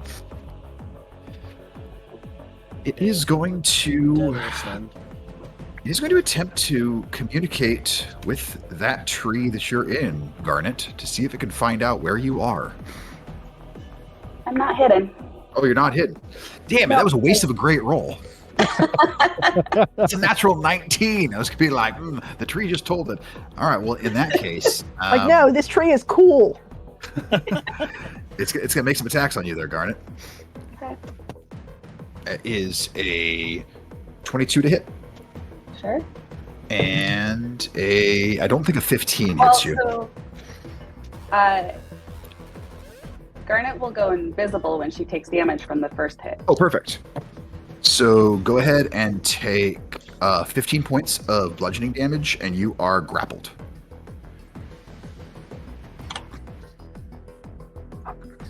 And invisible. Yep, you're completely invisible. So the other attack, it will not be on you, will swing over at Pohaku. And that is a dirty 20 to hit you, Pohaku. That does not hit. Alrighty, so it will swing out, and you with your blade dance are able to just dodge out of the way. And the last thing the Shard of Yggdrasil will do is it's going to release another lightning discharge. Mannix, I need a dexterity saving throw, please. Oh, I'm super good at those. I know you are. That's why So- I make one. Well, a 7, so with modifier, that makes it a 7. Perfect. Oh boy. Well, the good news is I didn't roll as well as I have lots of other times. So let's see here. We have 10. So 24 points of lightning damage there to you, Mannix. And that was from Mr. Oros. No, that was from the big tree, the Shard of Yggdrasil, because Mr. Oros can't do a damn thing right now. All right. And- Well, in that case, I'm gonna use my reaction to Hellish Rebuke. Ooh, and that's like what, a dex save? Correct. Funny thing is, this will probably shock you. Trees aren't terribly dexy, and even though I had advantage on that, I rolled absolute piss. So you'll do full damage. All right. That's 5d10, and that's 1 really good roll and 4 really not so good rolls. So that is going to be 20. 20. What kind of damage is that? Fire. This thing is vulnerable to fire damage, It is a tree. I got no I knew fire. it! I got no fire. and those of you who are Okay, conscious, Corbin. you will see where this bolt streaks out, hits Mannix, and his eyes just flash wide, and this flame energy shoots outward, and you will watch as it is incinerated. There we go. And you just see these ashes coming down towards the ground. That was pretty awesome, Mannix. He was a little incensed. very nice. It's also now your turn, and Kuroros cannot do anything right now as he's just standing there, just breathing heavily, somewhat exhausted. You can see Someone it takes fuck him up. basically all the energy he had to look in the direction of the Shard of Yggdrasil, and you could just hear this shit.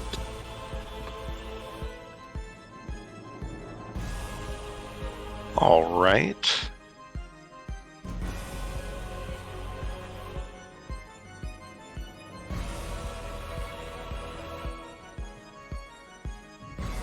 Remember, Crew Oros, you may be acting on behalf of your emissary, or however you want to call him. We did not pick this fight. And he's going to Thunderwave. All right, it's a con save. Correct. Okay. Warlock Thunderwave. Oh god. I am going to use legendary resistance to succeed on that save, but so it'll be half damage and he won't get knocked back. But he's hurting.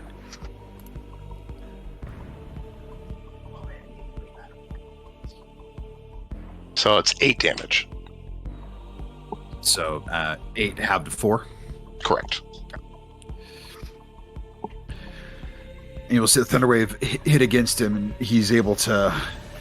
Just something about the hardiness of his nature. He doesn't get knocked back, but he's definitely hurting. That brings it to his turn. He can't do anything on this turn, so that brings it to the end of his turn. He's finally able to catch his breath. That brings it to you, Pohaku. Okay. Reba is up and awake at this point. Yeah, Reba is back in it to win it. Okay. But I need to heal everyone. Understood. Yeah.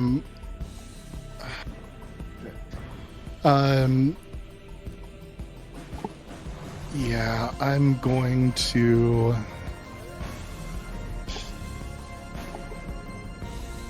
I'm just going to look over to Reba and call out to her, I need you to get them up. And I am going to move here. There's not really any reason for it, but like maybe over there. Hold on, just checking ranges. Okay. I need you to get them back up, and I am going to hold polymorph until. I'm going to roll for this here. Evens, it's going to go to Kira. Odds, it's going to go to Siobhan. Odds, Siobhan. So I will be casting Polymorph Giant Ape on Siobhan once she is up. Okay. At the end of your turn, let's see how many legendary actions are we going to burn for this. Also assuming that I'm still up. Yeah, well, this one's not going to target you.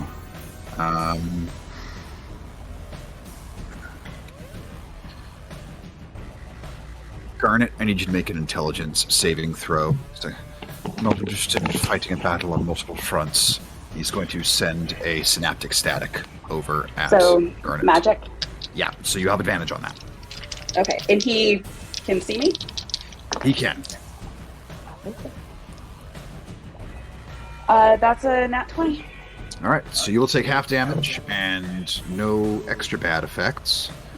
10, 26. So it would be 28 points of psychic damage. That will be halved to 14 points of psychic damage as he burns all 3 legendary actions to do that.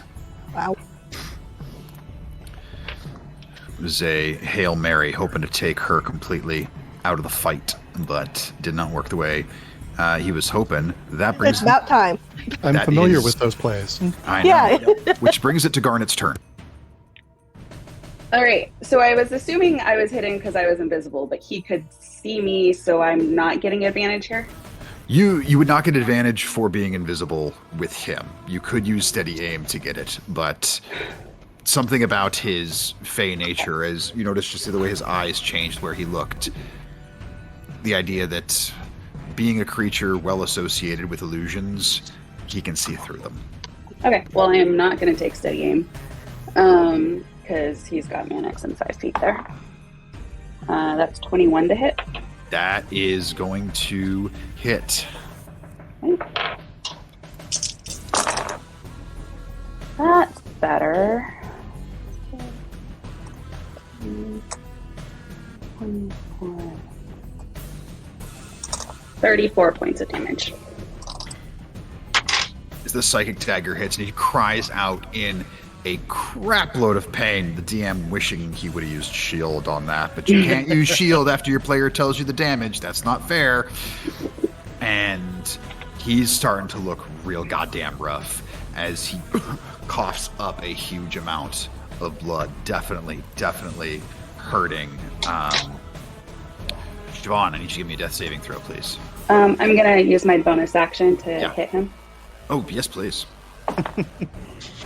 Or not, because that's a nat 1, so never Okay. mind. Balances from that just gadzooks damage you did a second ago.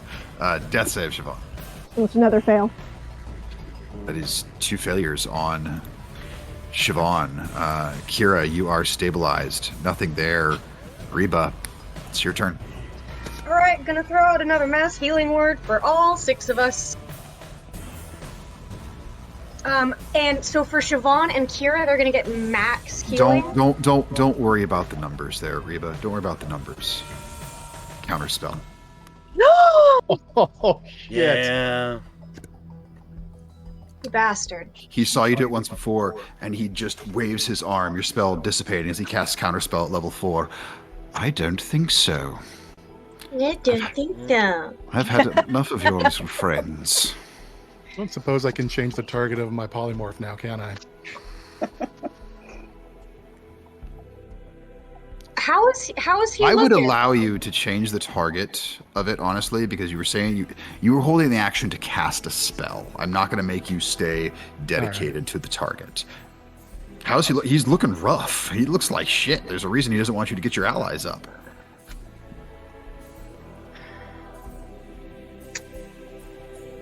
I can.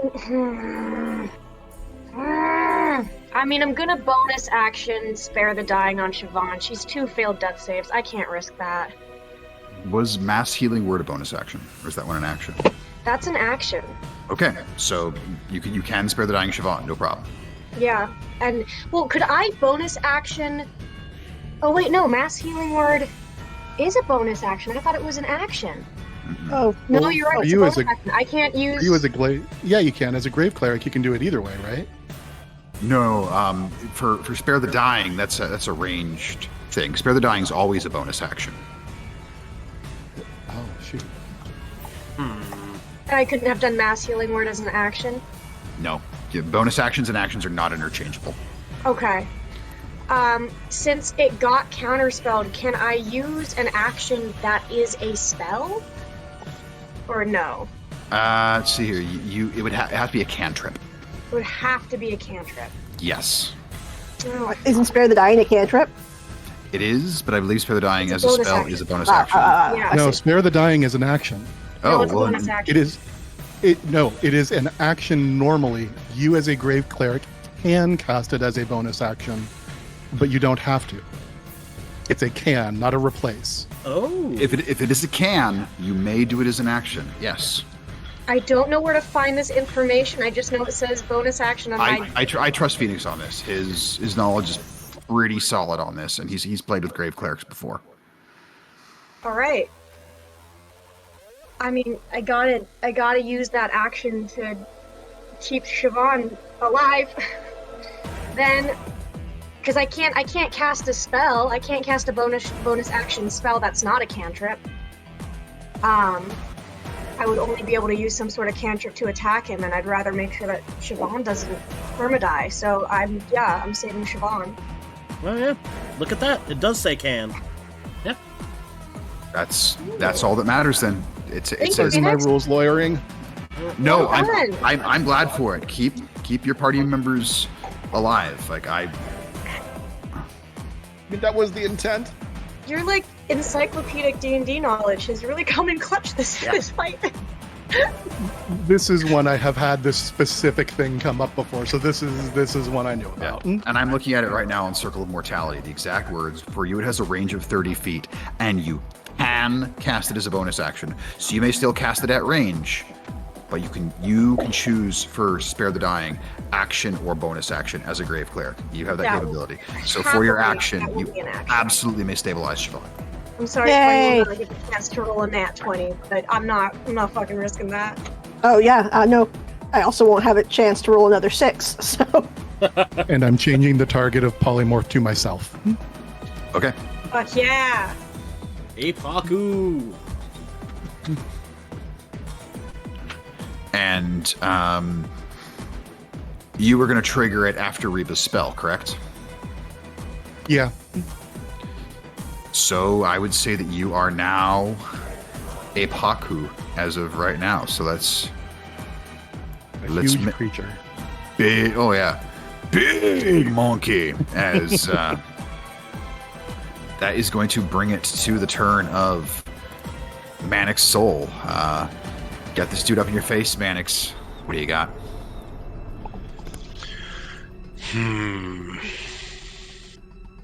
Let's Now, he's looking very, very rough. If you do try an Eldritch Blast, it will be at disadvantage. You can try and step away from him. You will incur an opportunity attack if you do that.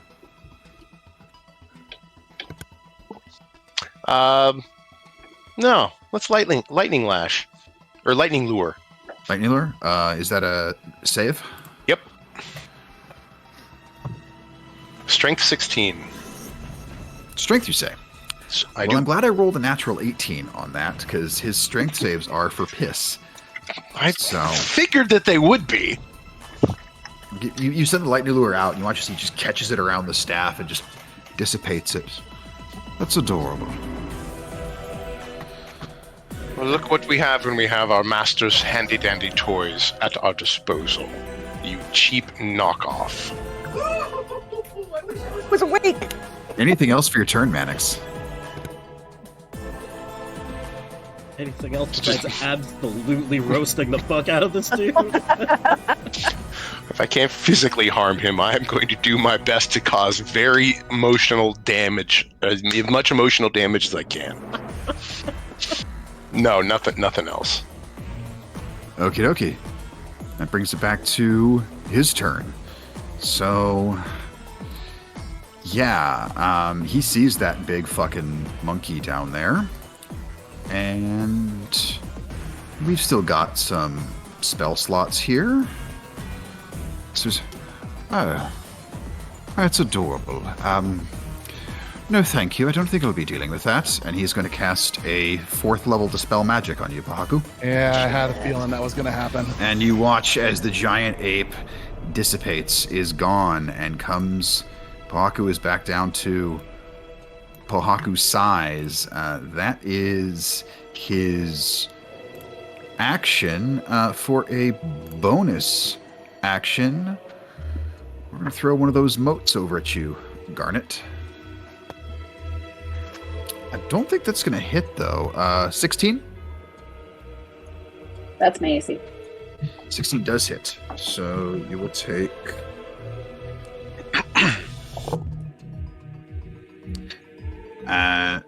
20 points of radiant damage from this mote that flies over there. And... oh, Mannix, you can go ahead and... actually, no, I'm not going to step away and give you an opportunity attack, because that'll just help you out from being able to throw Eldritch Blastuses. Pohaku, you are up. All right.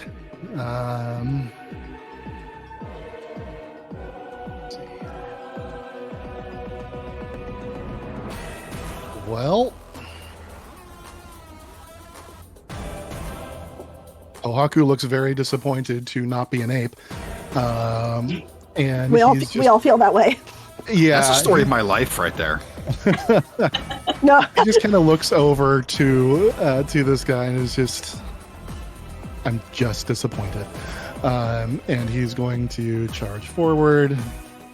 And actually, let's see, that was, should be able to get to there. And I'm just going to unleash a round of just attacks on him here. Make some attack rolls. That's a 21 to hit. Cast shield. All my homies hate this guy. All right, bonus action in. Let me make sure I prepared it. Oh shit, I didn't prepare it this time. Never mind. I will not be. Oh no, I did. Pardon.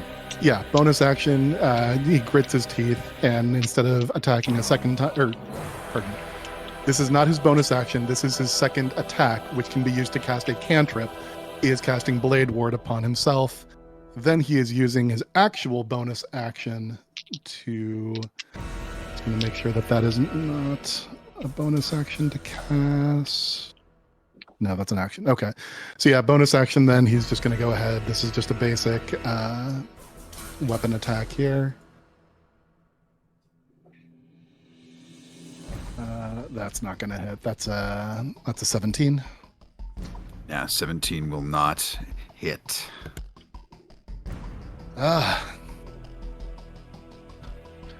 That's all I got. Alrighty. So let's see here. Oh, he is not feeling great. He will use a legendary action to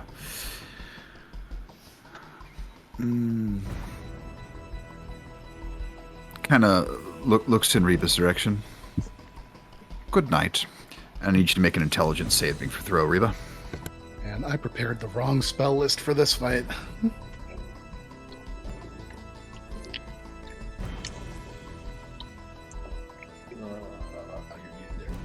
You're muted there, Casey. 19 on the die for an 18. That is exactly what you needed.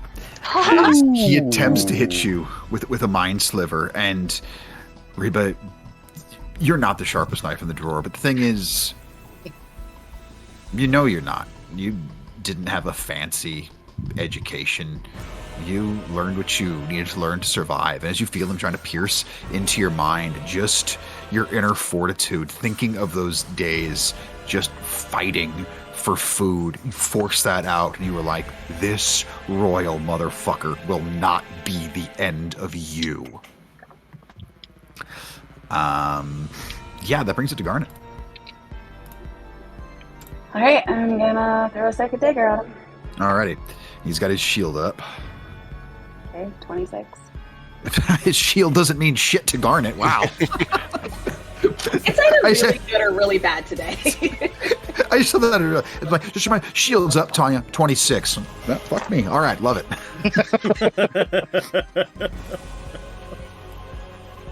28 points of damage. 28. Psychic Dagger hitting it, crumpling him down to one knee. He catches himself on the staff, pulling himself back up.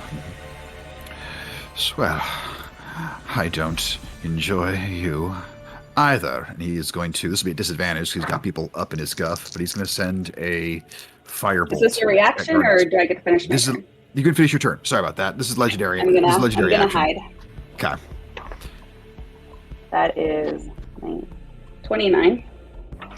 He's not going to do that, because you see where he kind of points his finger where you are, and he moves over, and shit.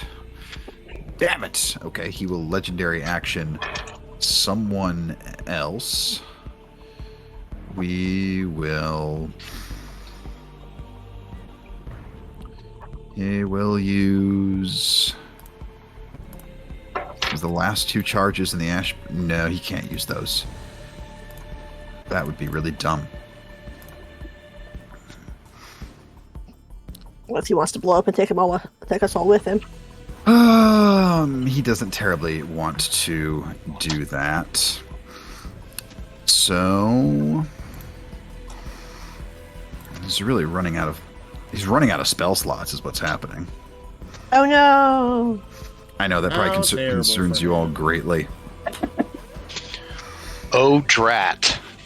So we are going to cast a 3rd level magic missile. We're going to send one missile at Reba. So Reba will take 2 points of force damage. And Reba's down. No! We are going to send, let's see here, I have 5 total. We're going to send 2 at Pohaku and 2 at Manix. Shield. Shit. Uh-oh. You block those 2. Manix, you can go ahead and take 7 points of force damage as these 2 motes hit you. Those will cost his last 2 legendary actions. Siobhan's out, Kira's out. Reba, I need you to give me a death saving throw.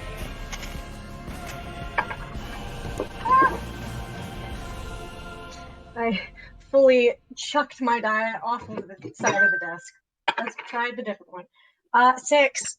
That is 1 failure for Reba. Yeah. Hey, remember how you knocked out everyone that could heal Siobhan the turn before they could heal her? Yep. Super cool. Yep. Manix, you're up. You know his turn's after yours. What do you got? That was the best you can do. He's looking like utter shit. Siobhan hits hotter than that in her sleep. Come on. Come on.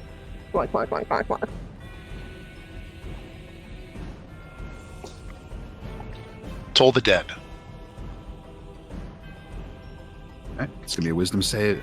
It's a wisdom save at advantage.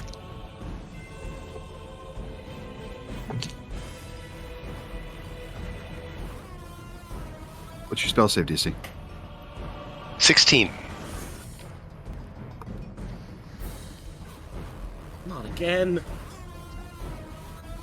Why do you do this to us? The suspense. So that you guys know that there's no bullshit on this. Because he used his only legendary resistance. Get one. You can say the result I got was nice, but not enough for a 16. Roll your damage, Mannix. You have +6 to his wisdom save. Only 7. How do you want to do this? Oh,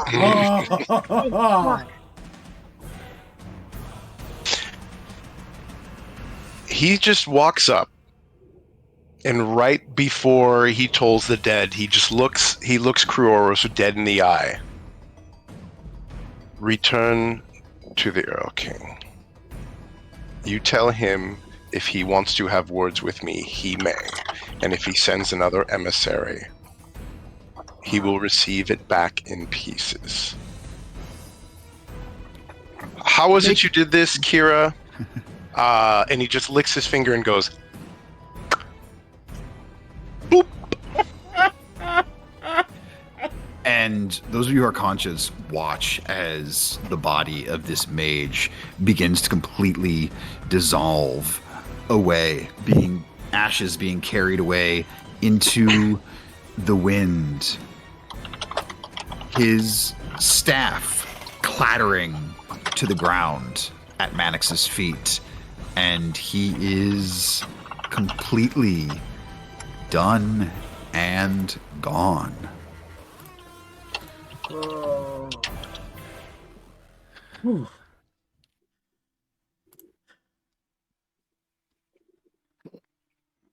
Pohaku sees this guy collapse in front of him after Mannix's instructions to him, and just looks to Mannix.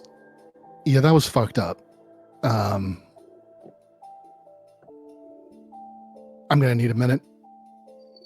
Try not to bring anybody else in here because I think we might all die. And then I'm gonna go ahead and cast Wither and Bloom to get starting with Reba. Okay. So Reba And- can roll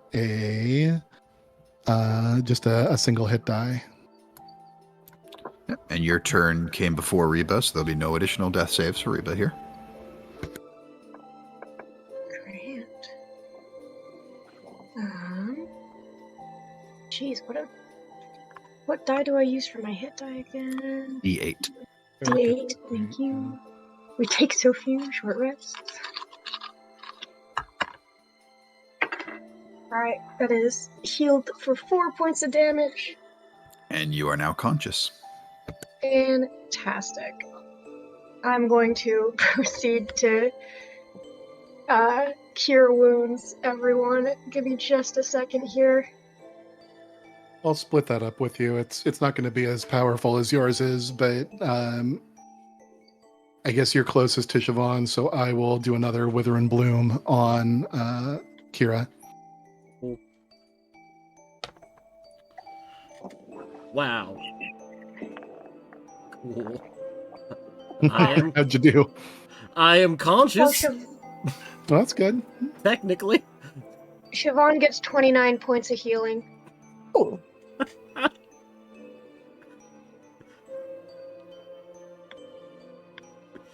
I look over to Reba. I mean, he's conscious. That'll do. That'll do. Here. Actually, if you wanted to just wait on that, because they get max healing from anything I do, if they have 0 hit points. Oh shit. So Shit. I mean, that's okay. That's okay. I already I'll just said that do I normal cure wounds would without totally. max healing. Pohaku will know better for next time. 8, 12, 13. You get 13 points of healing on top of that. Thanks. Yeah. Who else? I mean, he was. Garnet. He's How you conscious. doing? I got hit kind of hard there, but I survived and did not go unconscious. I'm so proud of you, dude. Well done. Go ahead and take 16 points of healing for your efforts. Okay. Fuck it, cure wounds for everyone. My spell slots are getting low, but Pohaku, 9 points of healing, and Hey. Manix, You get a cure wounds, and you get a cure wounds. 13 points of healing. Yeah. Thank you. Well, and then because you seem to be neglecting yourself, I'll cast one more Wither and Bloom on Reba. This time at 3rd level, so you get to roll 2 hit dice. Ooh. Of course, you are expending these hit dice, so I don't know if you actually want to do it or not. It's up to you. No, I'm down. I got plenty of hit Okay. dice to expend. Thank you. Where the shard of I am Yggdrasil was, is it like, did it disappear? Oh, you said it like, Yeah, kind of like very like almost burned away into Okay. like ash, floating away like cherry blossoms on the wind. You say if it's still there, the Wither and Bloom is withering that motherfucker. yeah, I look at, Siobhan looks at Reba with really big eyes and is like, you were right. You can't trust the trees. Fucking hate trees. Fuck all trees. I hate trees. I'm going into the logging industry. Hey. Not all trees. Hashtag not all trees. I've been around in this recent time. Fucking trees. Oh, okay. I mean, there's our title is hashtag not all trees. Yeah, please write that down. Not all trees. Well, it's either that or Bjorn tries real hard for a TPK. Those are the two I have written down so far.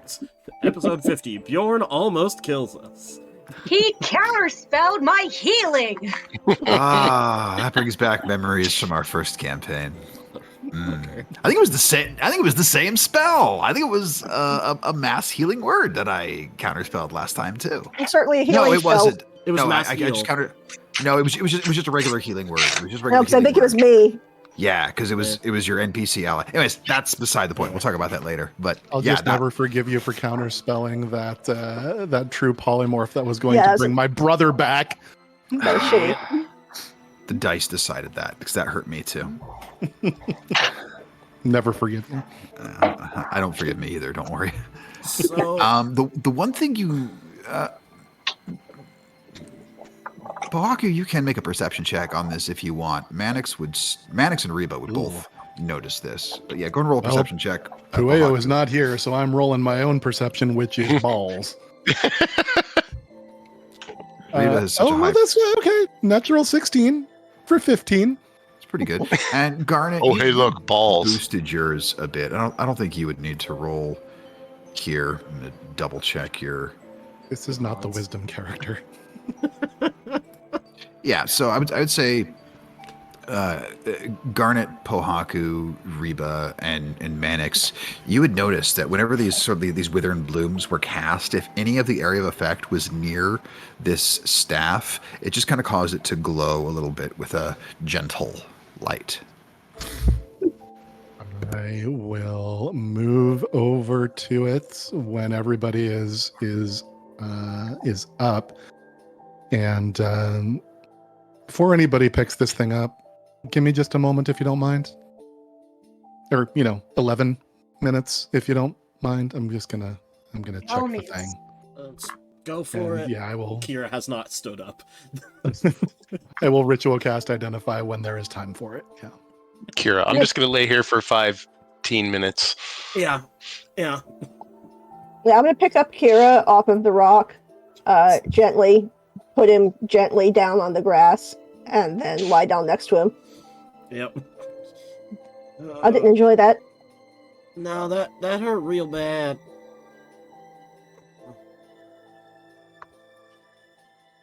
Did you hear that them fecker be like, "You're not human," and it's like, "Yeah, it was the glowing eyes that clued you in, you daft fuck." Yeah, for all the pomp and circumstance, he was real dumb.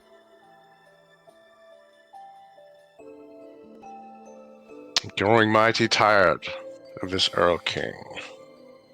Frankly, us too, I think. He seems Yeah. to be awfully persistent. Yeah, why exactly is... I mean, this is some stalker level behavior at this point. What exactly... you never did agree to anything, did you? When you were a child, you didn't No. accidentally sign something? This is... Okay. Because I know the It's Fae are just- tricky. Everybody seems to just want more of me. Which makes sense. Manic's a handsome man, so there is likely a level in some of you like, yeah, you know, that does actually check out. I mean, I can't fault him, but persistent and inconvenient seem to be his MOs. So after the 11 minutes pass there, Pohaku, and you identify this thing, you find out some things about it. It is very, very magical. This staff itself was made from a small shard of the world tree itself. One could fight with it as a quarterstaff. It would strike harder and move quicker, more nimbly than the average staff, constituting a +2 quarterstaff. It also gives a level of protection where one's armor class and saving throws would be increased by +2 as well. I know who needs that. In addition to I found this, something for you. it has some inherent spells just built into it that, using the charges within, can be cast. Cone of Cold, Dimension Door, Globe of Invulnerability, Hold Monster, Invisibility, Lightning Bolt, Scorching Ray, Shield, and Wall of Force. And Yo. Son of a bitch. Whoa. it's a modified Staff of Power. I took the Staff of Power and I just I was gonna say, I recognize this stat block. Yeah. I modified the spells. But there is one little caveat with it, is for it to be attuned, it can only be attuned by someone who is Fey or who has been Fey touched, meaning having some sort of significant run-in with them. And that would constitute, the only two people you know like that are Reba and Manix. Darn it, I got something for you.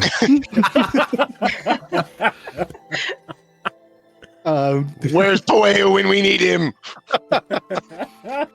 Yeah, he's in his happy place right now, along with Basil. So yeah, so upon casting the identify, like once I've gathered the information, you just see, oh.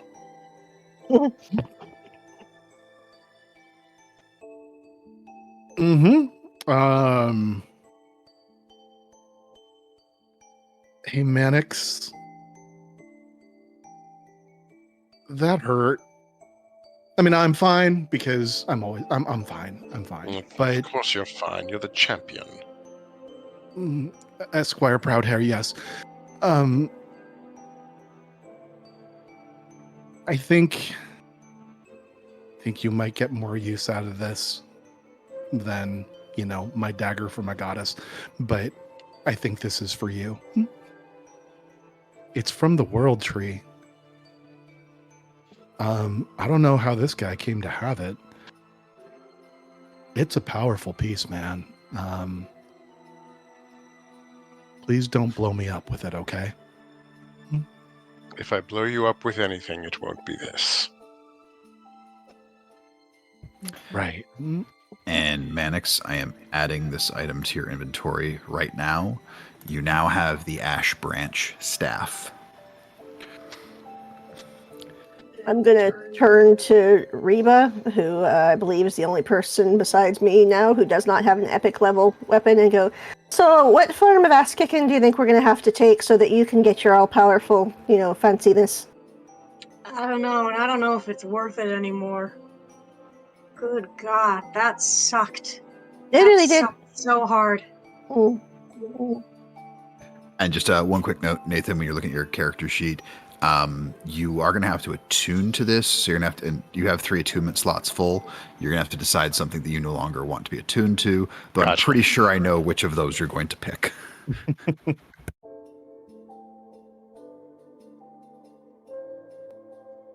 Oh, Besides, we already know that your guns are your legendary weapon. Am I right, Siobhan? Hell yeah. Right. Yeah, right. so how long do you think it'll take to get to town? Or are we gonna have to injured hobble and then camp still? Oh, if we camp, it is far away from trees. It is so far away from trees. Mm-hmm. Looking about just where you are in relation to Willowshire, with where Oh. the sun is at in the sky, you think that if you guys traveled at a pretty good clip, you could probably make it about the time the sun's going down. Oh, yes, like 9 a.m. or something, right? Yeah, like it's just we're Yeah. getting into winter, so the days are a bit Sure. shorter, but you're a bit further south, so the days are still decent length here. Like they're much shorter up in the Vagabond assemblage. Like you get further north there, is when the dark comes early. But you're just going, yeah, we could make it there by nightfall. At least these Earl King minions are early risers. Right? I mean, just so we can make it there, but do we want to take some time? Some of you still looking pretty ragged. I mean, it might be worth it just to have a building to sleep in. I just want to get to a bed. Yeah. And then I want to sleep for a week.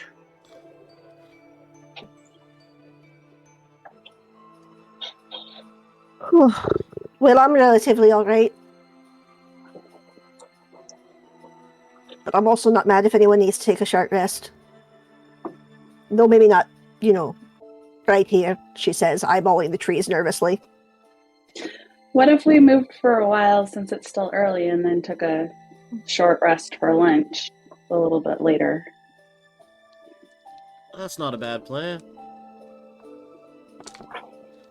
Hey, could you hand me the portable hole for a second?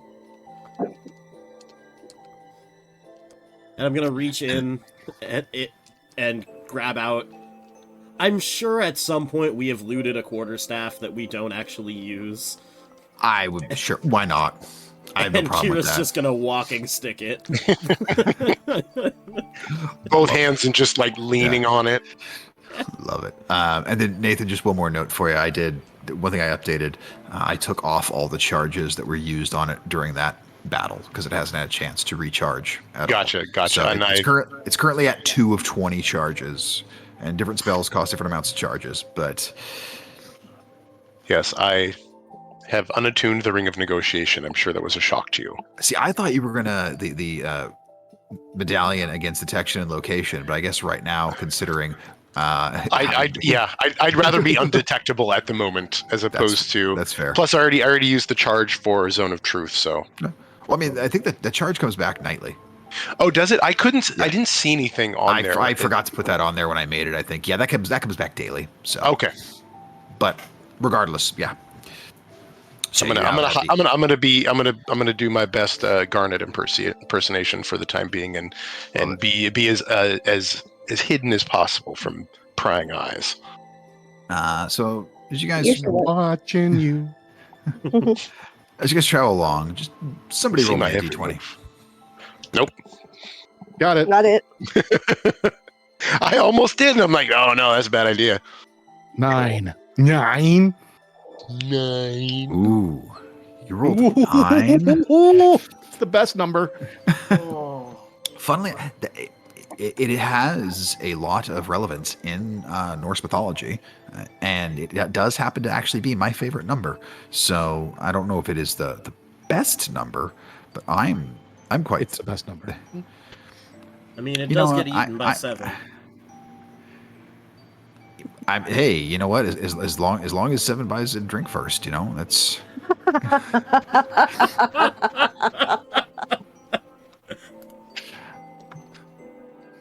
Just, I like puns, but that man, that's It's bridge too far, Wow. a little much. oh man. I mean, it happens. Is this sometimes. what it's like to live in your world, Jamie? Yes. Is what I felt there? Is that what you're feeling every day, like with this group? Well, I mean, I'm usually the one making the dirty joke. That's So- true. That's more like that joke is more what it's like to live in my world. So Or in That mine and is- Jamie's group chat. So, with that, as you're walking along, kind of gazing out in the distance, you're kind of just appreciating how peaceful Glimmer Shore is. A lot of the rolling hills here of the grasslands, and as you're kind of coming along, you hear it before you see it, as there's a point where this road kind of converges with another one at forks before it heads off towards Willowshire. And as you're approaching this fork, you can now start to see coming up from this other direction, possibly on the way to Willowshire as well, what looks to be okay. You see these 5 shapes. They kind of seem to be fairly large, and you hear what sounds like the galloping of hooves, but something about them doesn't sound quite right. And as they finally start to get into visual range, you can see there are 5 individuals on horseback, but all 5 of these make a stealth check. That's a nat 20 for 30. You are Where the hell did Garnet go? different She campaign. can add a for the D8 moment. to that if she needs I to. can add it if I need to. You don't need to. If you want to, we can see what happens. I turn Mannix invisible. 35. 35. Jesus. For a moment, all of you have this. Just thought of it. Did we actually know someone named Garnet? Was it, did we just dream that? Like, okay, so Reba, you cast invisibility, turn Mannix invisible. Just in Anything case else? someone else is after him. Cool. Anything else the rest of you guys are doing? Struggling to remember Garnet. Where are I mean, like, what does the path look like that we're walking along?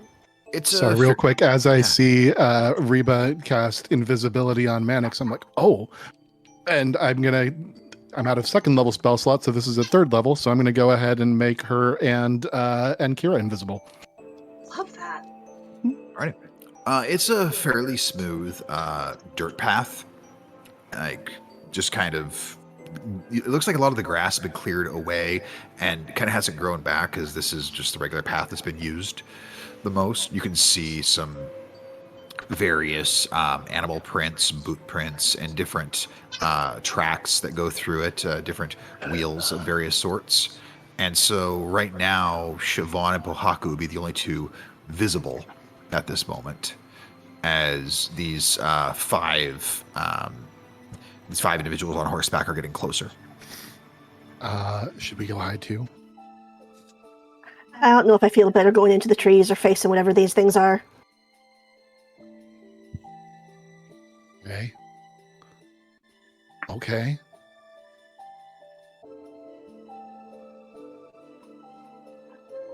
Well, cool. It'll be fine. And 2 of you standing there watching cautiously as these individuals approach. They start to come into focus, and you can see. You quickly figure out why it is these horses sounded wrong, as they are fully mechanical. These impressive. You're not sure if they're sentient automatons, if they're being controlled by their riders, but you can see these 5 gnomes on mechanical horseback just riding in your direction. As they see you, they begin to slow up, and one of them, Good day there. Nice weather we're having, isn't it? What is the weather right now?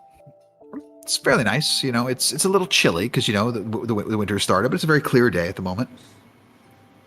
Yeah, it's nice out here. Hi. You guys up from the town up there? Oh, we were taking a nice little ride up from Berryhaven, and thought we would head our way over to Willowshire. Always a lovely day for a ride. What's the name of the Berryhaven team? Because I know there is one. Yeah. The Tarts. I said, Of course.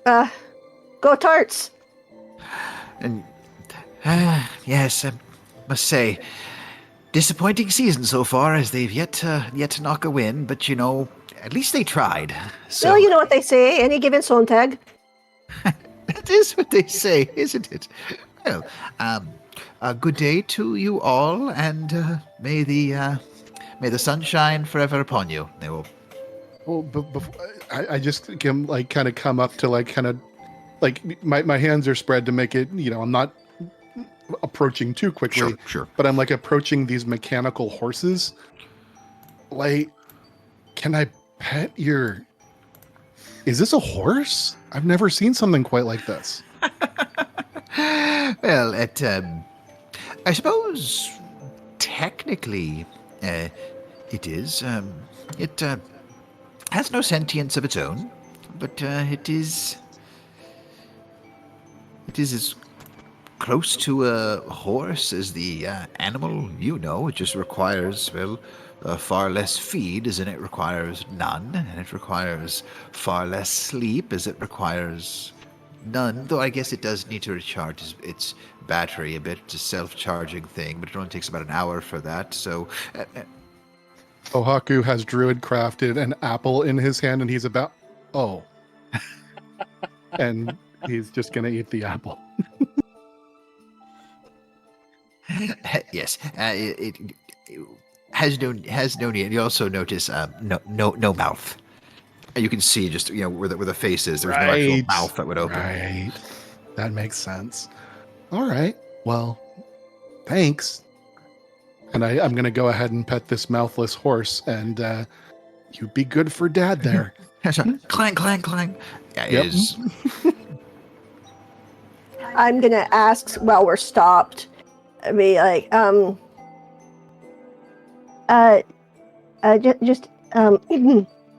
we're not familiar with the area, lads. Is it, or actually, are they lads? I don't fucking know. As far as you can tell, they look like they all are. You know what? She's not gonna assume, because she doesn't need to offend anybody when she's asking the question. It's like, excuse me, just right quick before you head off, could you tell us how far it is to the nearest inn? Oh, let's see. I imagine you'll probably reach the town there before the sun falls. So you're on the right track, aren't you?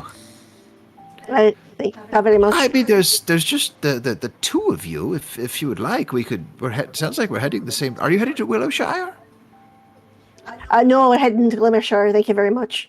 Glimmershire is the nation you're in. Oh, Willowshire was the town you guys were headed to. then yes, I know that, and I said that correctly. There are just Johnny the two New of York. you. If you wanted, we I'm fairly small, and the rest of my compatriots, we're all fairly small, and I mean, you are two rather muscular individuals, but seeing as you have not tried to rob us yet, I imagine that's not your intention, so... Oh, no, but turns to look at Pahaku like, not sure. Our friends are... We do have some traveling companions who have stepped aside to use the privy, as it were, but thank you very much for your offer, but there are more of us.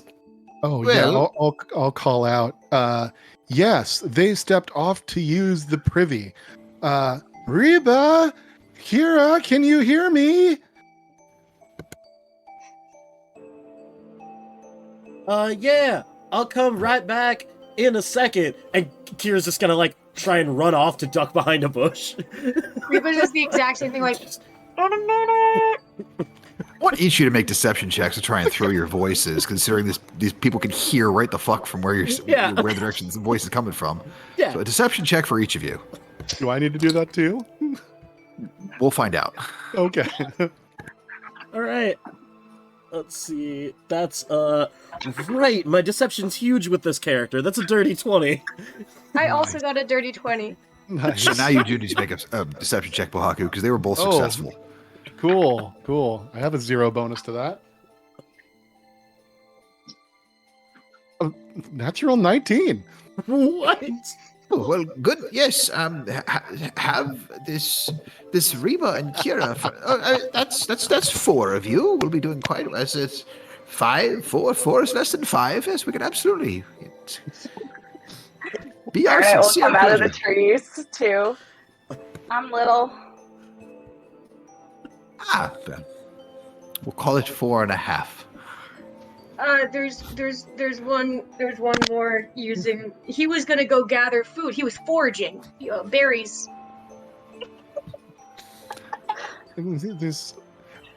I don't suppose we've had, as we've been walking, enough time for me to have gotten a short rest in. I would say since you were walking, no, you would have had actually stopped for the short rest. All right. You know what? It's very kind of you. There's a few of. I mean, we don't mind. It just well, your gnomish friend here. She and whoever's riding with her. It'd be a little bit of a. I hope you don't mind holding each other because you want to hold on tight. We can fit 3 on, but we could get you to town if you'd like. I can. No, we can make this work. Oh, I good. need 10 minutes if that's okay. Oh, we did want to get on with our ride. 10 minutes? 10 minutes and you'll see magic. And this individual just kind of gestures with their hand. You can just see some. I see it regularly, but why not? Right. 10 minutes. Well. It sounds delightful. We could use that opportunity to have a snack, couldn't we? That sounds great. Where are my manners? I should introduce myself. My name is Jorik Flickerlight of Flickerlight Inventions, and these are my steeds. Have I heard of Flickerlight Inventions? Oh yeah, you have. It is an honor to meet you, Mr. Flickerlight. Oh, you've heard of my work. That's so delightful. I'm so glad people Hasn't are. heard of your work. Oh my gosh. Yeah, there are those. You'd be surprised, but I take great pride in what I do. So I thank you also very much. My name is Garnet, and I'm the daughter of Garrick Gemspeaker. It's okay if you haven't heard of him, but we're from Tinkerborough.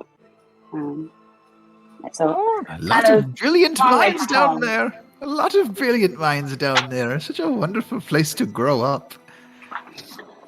it's pretty cool.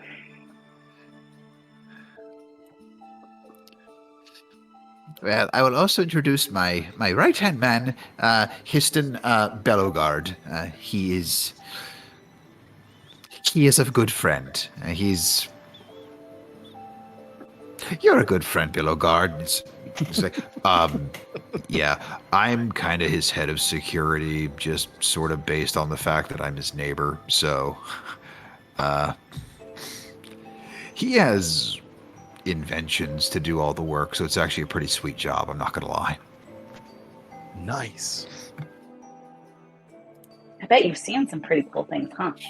Oh yeah, I mean, well, the first iteration of these horses that he tried to make, they were very cool, except they exploded when they jumped. So that was It happens. It does, and Do you it's still have any more of them?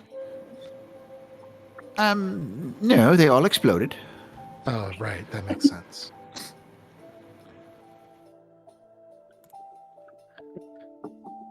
And the 10 minutes will pass, and Pohaku had something in mind. Yeah, it's a floating disc. So it'll stay up for an hour and it will follow 20 feet behind me. It is 3 feet in diameter. So I'm thinking maybe we get some of the bigger people to just kind of, so we don't overburden these incredible metal horse things. A huge fan, by the way. Sounds utterly delightful. I have no problem with this whatsoever. And, yes, sounds great. And I assume during all of this, they've found a way to sneak Mannix back into visibility and all of that. Mannix just definitely, like, very slowly sidled out of sight and then telepathically reached out to Reba. Is like, okay, you can drop the invisibility now and I will come back into view. And so through a combination of the floating disc and those of you climbing up, you will ride along through the rest of this travel to Willowshire, a very vibrant conversation happening with these 5 gnomes as you quickly realize they don't need to steer these horses. They don't need to direct them as they're fully taking their eyes, turned back, talking to you. The saddles they're on actually fully, rotate almost like a swivel chair so they can just completely about face talking. One of the individuals, musician of sorts, just perfect plucking out a bit of a tune to entertain you all as you head along. Where I'm from, when we're on the road, we always like to sing with each other. What are some of the songs of your land? I would love to learn. I'm a bit of a anthropologist. I like to learn about people. And the one holding the lute said, "Oh well, man.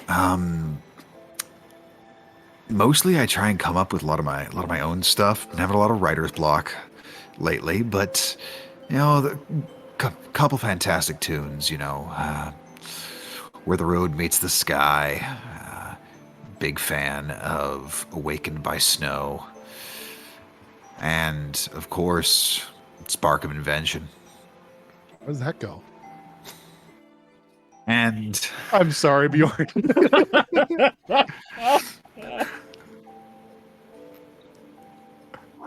I will remember this.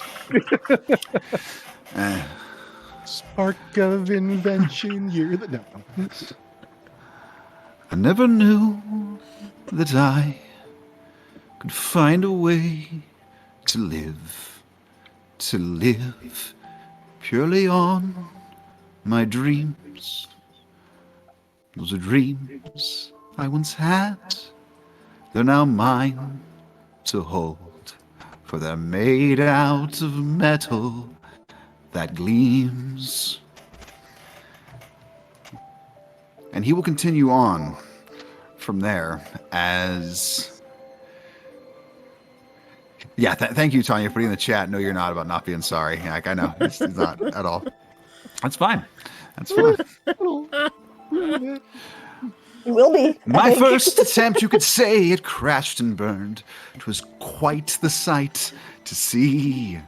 But now that I'm an inventor, I'm a man who lives rich and free. I am curious about these horses. What are they? Like, what kind of metals did you use to comprise them?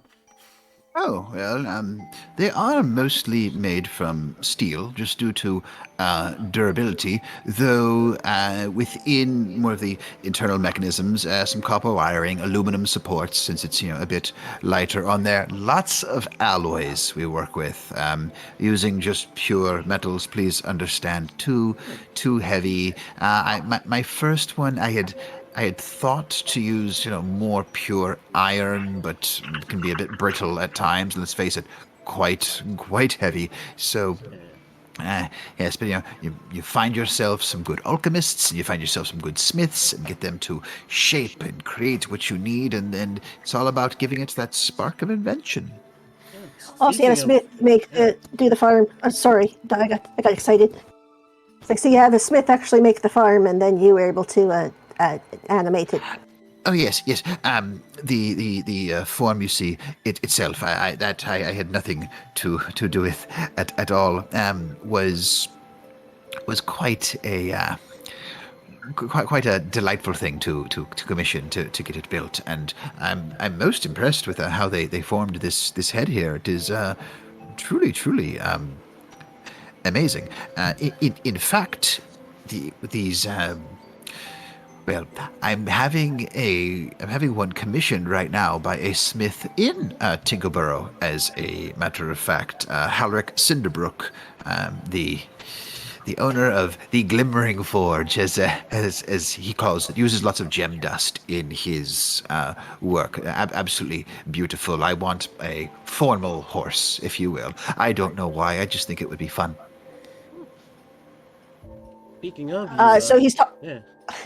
Sorry, it's one last thing. I'm sorry, I keep cutting you off. So he talks about the craftsmanship of the horse's head. What does Siobhan think of the craftsmanship of the horse's head? Pretty goddamn good. Like, if you just saw the silhouette of this, you like, and I'm not talking about because it's on the legs on. I mean, just the silhouette of the head. You'd go horse, like instantly, and it's good enough. You kind of feel like on like a dark, foggy night, someone just seeing the head shape, that they might think this is an actual living, breathing horse. Like the details are incredible on it. There's nothing where like eyes would be. You can see the shape of where the eyes are on there, but there aren't like metal rivets or anything stuck in there to overly suggest eyes. But yeah, it is quite well. With the construction of these, how much did it cost you? Oh goodness, it's hard to put it to a monetary amount. You see, there's a fair amount of bartering that goes on when you're in the trade of artifice, though I would say, if someone were to factor in the cost of materials, man hours going into everything, I'd put one of these at around 5,000 gold. It would be very, very cool to have one of these of my own, but that's out of the budget. And Siobhan's going to say in his head, telling you right now, I don't know how to affect the make a horse's head. And all back in. I mean, Kohaku used that spell to shape the wood into the bed. Oh, that hurts my feelings. Sorry. Magic. I mean, I can't compete with your craftsmanship, but when it comes to just making the pure metals, I can. I mean, I'm good with wood. This was psychic. This was psychically. We're not talking about your wood. I drink 2 coffees. Gimmick infringement. You don't even know where they came from. Neither do I. It would just be amazing to have these horses. I mean, with how much we all travel as a group.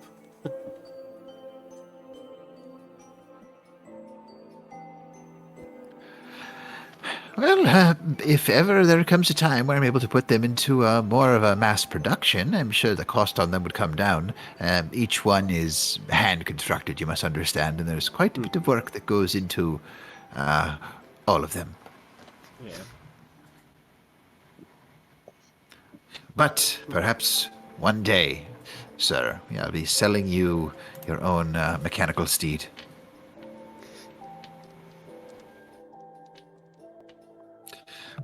Yeah, I think Siobhan has taken out her journal at some point and is like, we don't have to roleplay this because I, Jamie, do not know the appropriate questions to ask, but Siobhan would.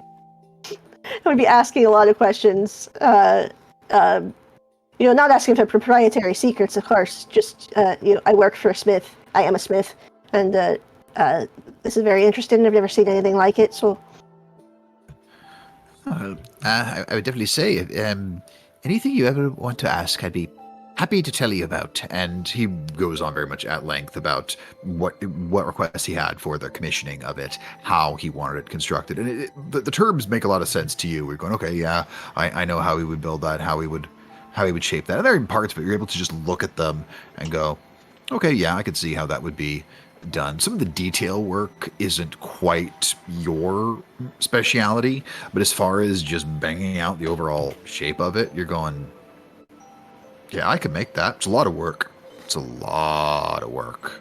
I'm more But thinking my father, the genius, not. this, I'm not going to say this would be a cakewalk for him, but there's nothing you're seeing here that looks like it'd be a challenge. Like, again, take time, but as far as like building something like this, you're going, sure, he could do it. Take him a while, but even the more detailed work, you're going, yeah, no problem. No problem for him. And it is about this point when you will all reach the town of Willowshire, your transport bidding you a good day before they head off to their own business to deal with what they have to deal with. Ugh. That was very kind. Bye. It's weird for people to just be nice. Not outside of the Empire.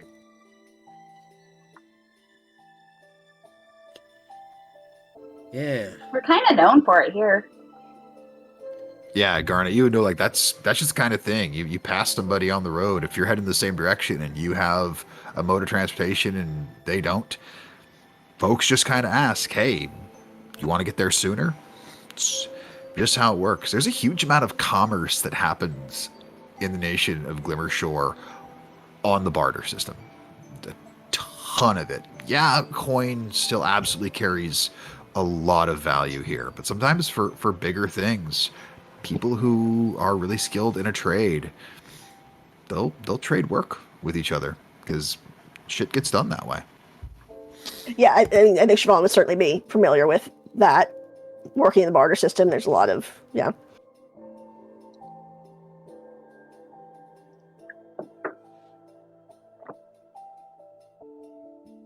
Well, should we find the closest inn? I Yep.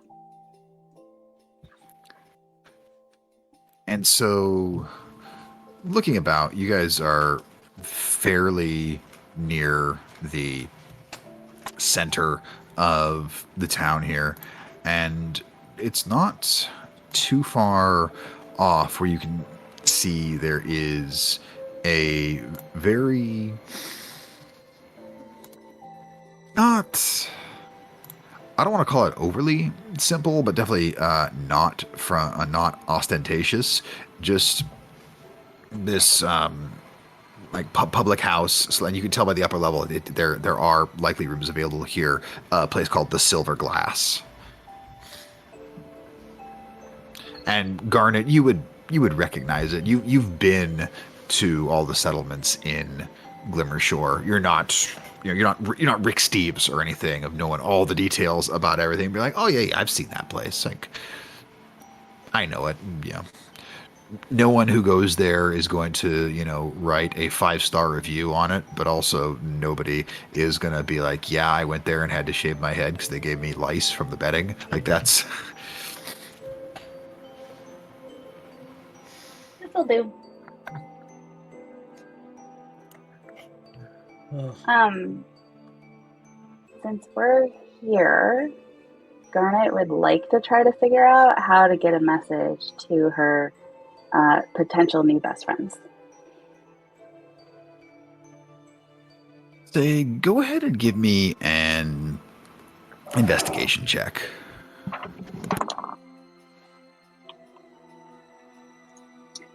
That's an 18. 18. So you guys go and head into the Silverglass. And looking about, we're getting on into the later part of the afternoon. Evening's getting close, and it's somewhat bustling in here. And you've been in the trade of thievery long enough, Garnet, that you know who and what to look for. And you spot two individuals on a table in the corner, seated next to each other at a table that's large enough that normally, folks could sit opposite each other, and they certainly don't look like they're on a date. And those two kind of really stand out to you amongst all of this. Behind the bar, there is a rather large half-orc bartender who she just kind of nods to all of you as you all come in.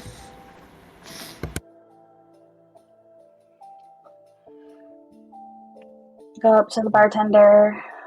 Hey, we're looking for rooms tonight, anywhere from 2 to 3-ish rooms. Well, that's handy. We happen to have those, so came to the right place. Rooms will cost you be 3 silver a night per room. Do you need 2 or 3? I can do either.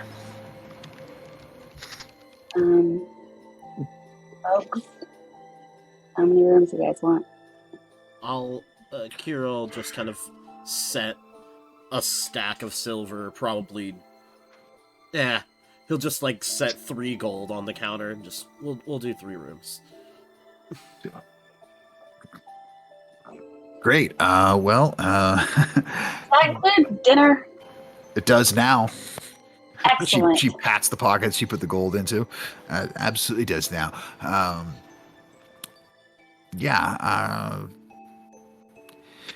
Fact, she reaches down, pulls up a bottle of something, pulls up second bottle of something. Also includes these. This is honey wine. This is sour beer. Oh, Enjoy them. The sour beer is made with berries that we get brought up weekly from Berry Haven. The mead is made from honey that we harvest here. Actually, out back behind the bar, we've got our own hives. So, yeah, if you're gonna pay that much for your fucking rooms, you can absolutely have those. And do you want food now, in a bit? I can have it brought up to you. What's your preference? I've got stew. I've got a pie that's about to come out of the oven there, and I don't know what's. One of everything, please. Okay. Yes, Are you guys hearing that? Oaxaca special. Nope. Okay. There was an ad that just played through my headphones and no one reacted, and I just thought I was losing my mind. Cool. All right. I think I'll go get cleaned up and then come back downstairs maybe for some food. All right. Yeah, sounds great. Why don't you all go get yourselves cleaned up? It's easier if I serve you guys all at once, if that's okay. Just appreciate it. I'll mark off a table for you guys when you come back down. We're not so busy that it'll fuck anything up in here. back off, it's reserved. Exactly. Look, see, you know what you're talking about. I can always hear it in the back of my head. So, yeah, is the 6 of you? Yep. Great. Well, welcome to the Silver Glass. Like I said, if you need anything else, I'm Falumi. I own this place. And yeah, I hope you like hope you guys like the pie. Mutton is very fresh in it. Should be fantastic. Oh, And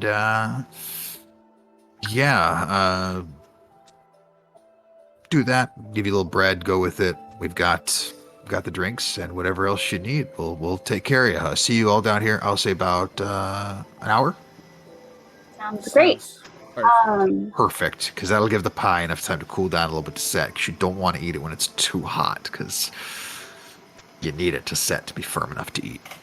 Oh, so is this going to be like one of those MLT sandwiches where the mutton is nice and lean, and the tomato is ripe and This is just so perky. perky? I love that. Turkey. I've heard the problem is right now tomatoes are not perky right now, so we put that one on the menu more in the summer because I can help with that. I might be about to offer you a job. That's good. No, this is how we lost your last campaign. Oh, it's happening. It's happening. I just met you, and this is crazy. Crazy. No. I made it past level 3. Will you be my daddy? No.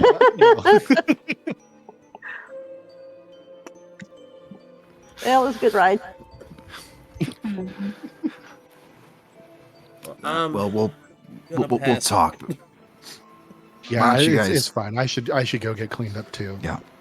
I'll have everything waiting for you guys when you get down, and you'll be directed to where the rooms are, and they're all fairly similar. Each one's got a privy to it, or 2 beds in each one, but fairly small, fairly simple, but the beds are comfortable enough. And yeah, the privy it's got its own hot running water. Ooh, ooh. As we're leaving, I'll be like, "Oh, are those 2 local?" As the 2 that were sitting at the table. I mean, they're in from time to time. They tip well, so I don't give them any shit. Yeah, they like to, come in, watch the rabble for a bit, have a few drinks. They've had some, I don't know what business they're in, but they've had some meetings with folks in here too. Folks meeting them they always grab that same table, and well, much like yourselves, again, she pats where she put the 3 gold.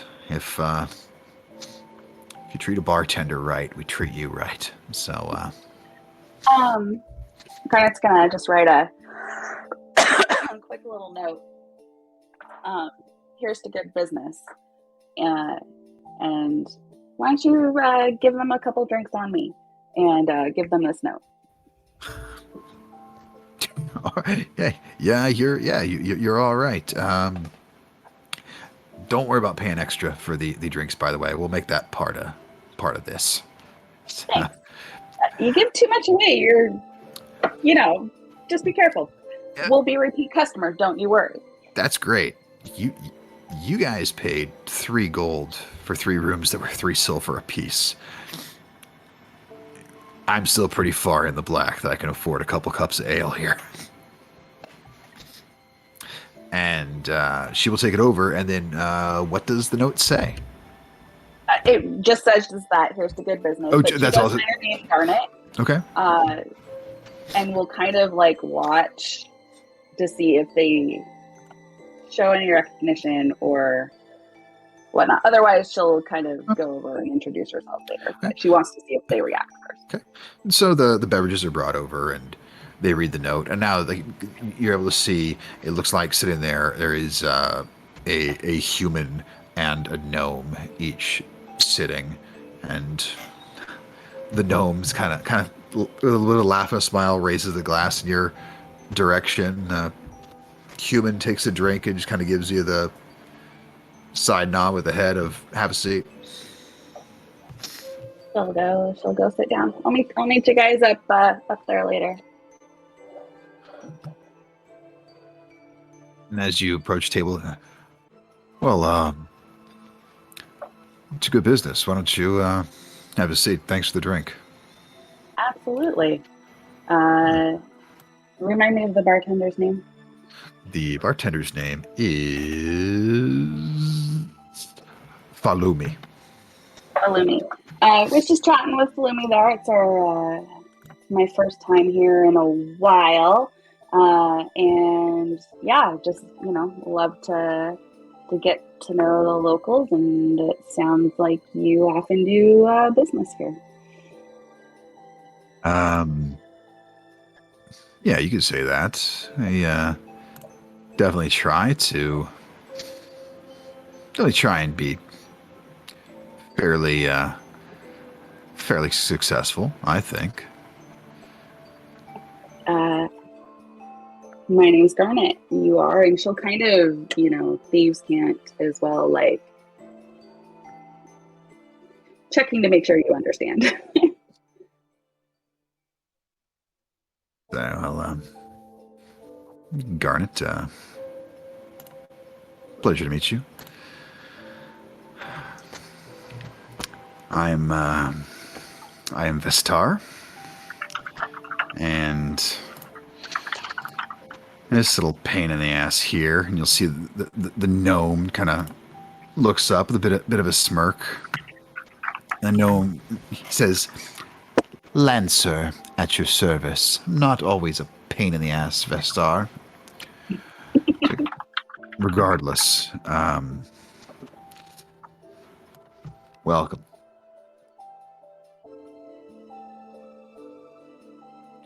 So, what kind of business you in?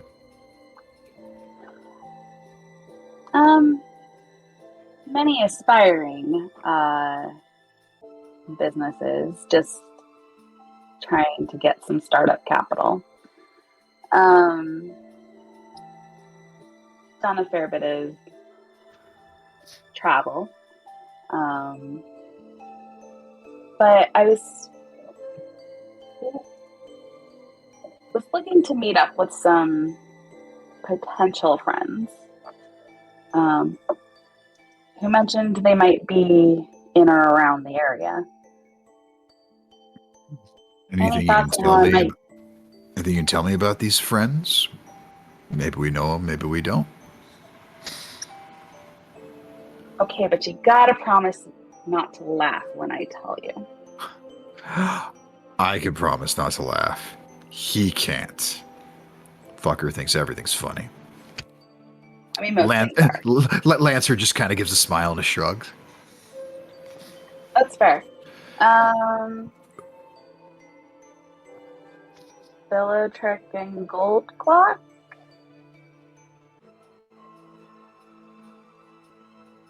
And if we said we did know them, what's it worth to you?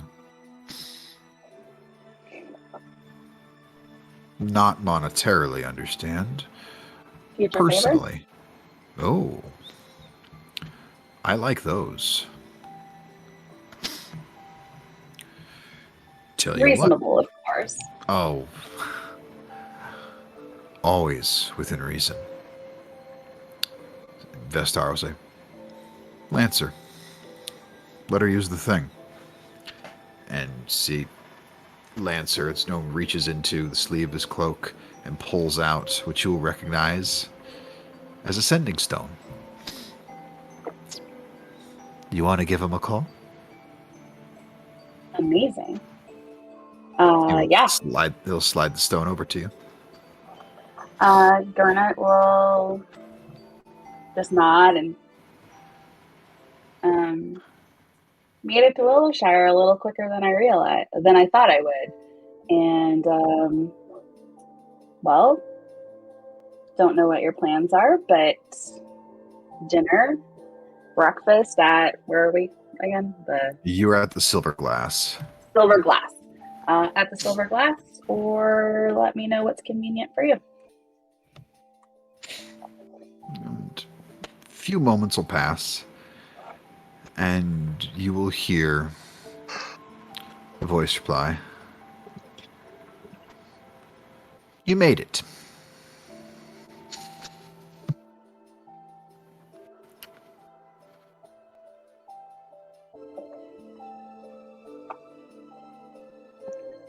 A clever whisper. Tell Silhana, what's your oldest whiskey?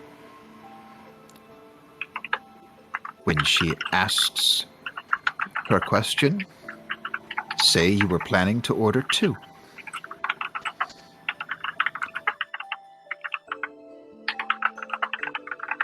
Tomorrow night.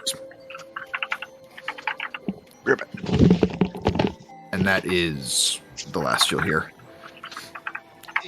And Lancer will kind of gesture for the stone. I assume you got a response? Yeah. Sultana? Mean anything to you? Vestar. That one will cost you money.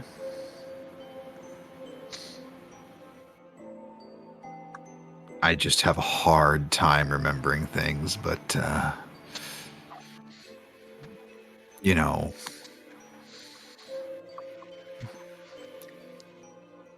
it's easy to get me to remember.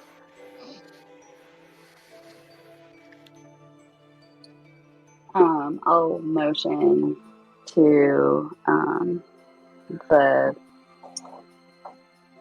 bartender for another round as well, and then add a gold as the drinks come. Money and drinks. I like you. I really like you. Yeah. I've met Silhana. Fearbolg, who owns the Clever Whisper here in town. You'll find it far on the north end, just past the stables. And that was the what whisper? The Clever Whisper. Clever whisper. It's a good place to drink, but not generally as well. The hospitality is not quite as great as here, so we drink more here. But Silhana, she's good. If that's who you were told to speak to, you're on the right track.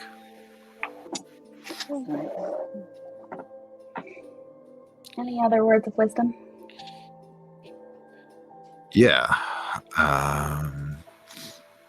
If you really are going to meet with the dames, just, well, if they give you a chance, don't blow it. You only get one.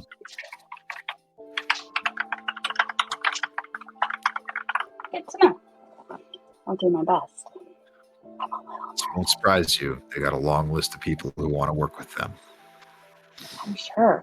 I was shocked to even hear from them. Well, you must have done something right then if they reached out to you.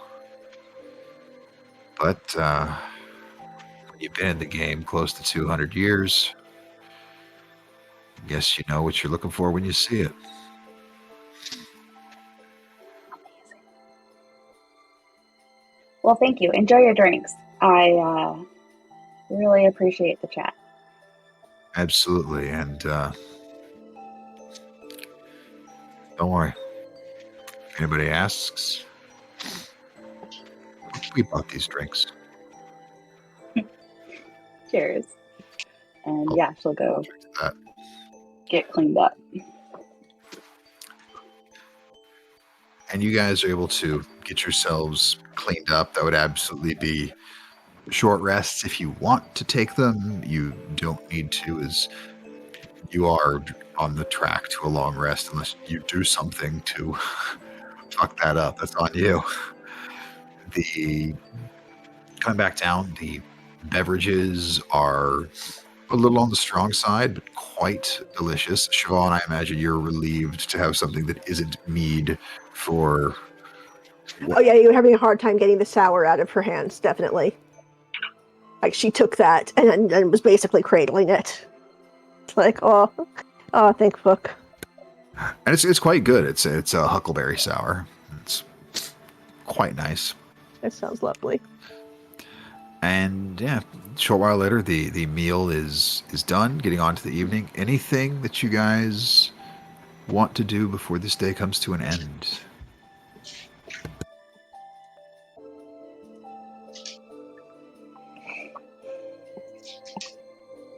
I think Kira's good just to rest, so.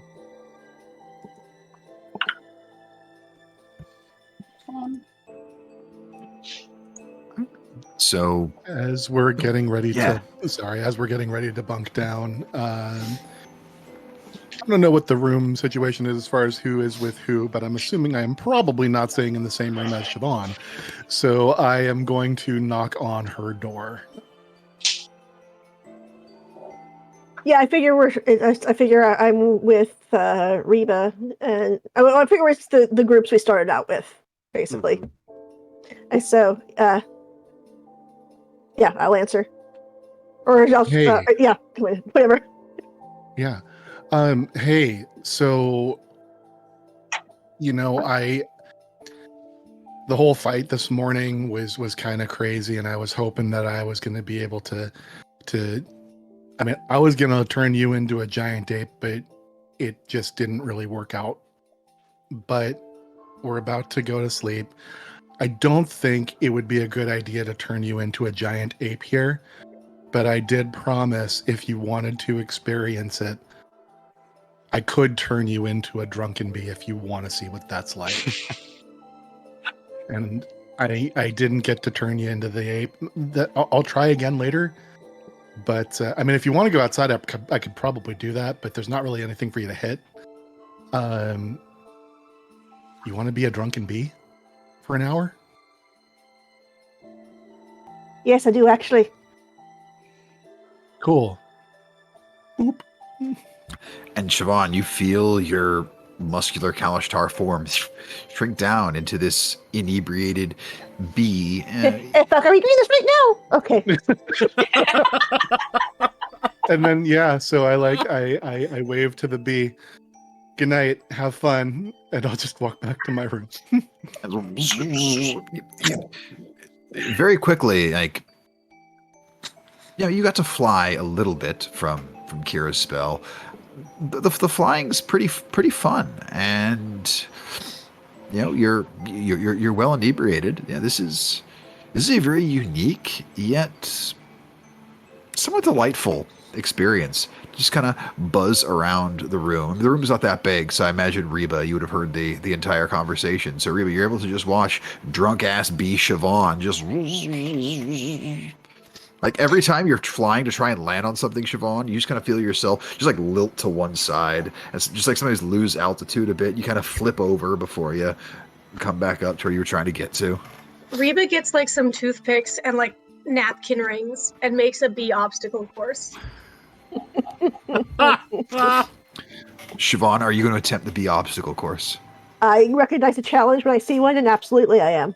Excellent. I think a bee had a +4 dex, so just roll a d20 and roll a d20 and add 4. Dirty 20. So even as a drunk ass bee, you said you recognize a challenge when you see one. I'm athletic, goddammit. You sure are. And even as a bee, you're athletic as hell. And yeah, every last obstacle, Siobhan as a bee is clearing effortlessly. Like Reba, you start coming up with new ones, and just time after time, just absolutely nailing these things. Siobhan, you are quite the nimble drunken bee. And the spell will eventually come to an end, and you'll be back as your human Siobhan self after flying around. Yes, there you go, Kalashtar. Thank you. I was looking at you, Jamie, and it was like human.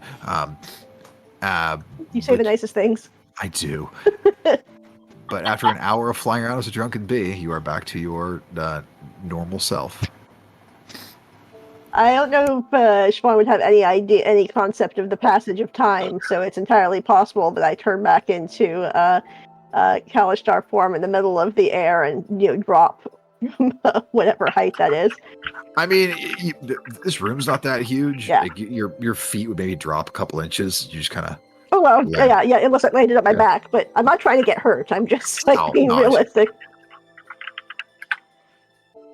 And you are all able to drift off to sleep. As you rest, see the look on Jordan's face. I know. Mm-hmm. We're actually giving you the same look, just kind of like side-eye. Mannix. There you go. Oh, goody.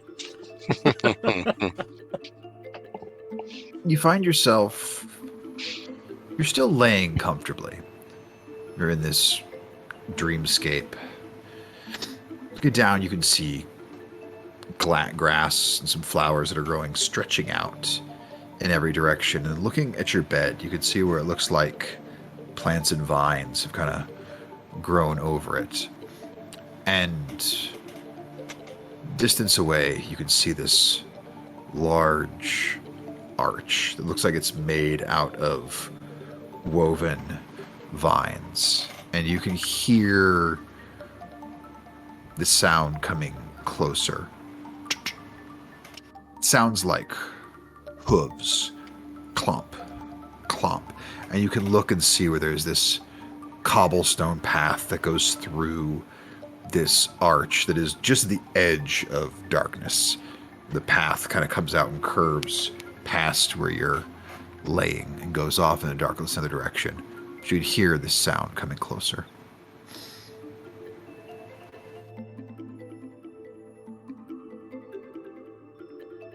What is that ruddy sound? Again. Hoof falls coming a little closer, and you can almost see what looks like a shape, a large figure on horseback beyond this arch.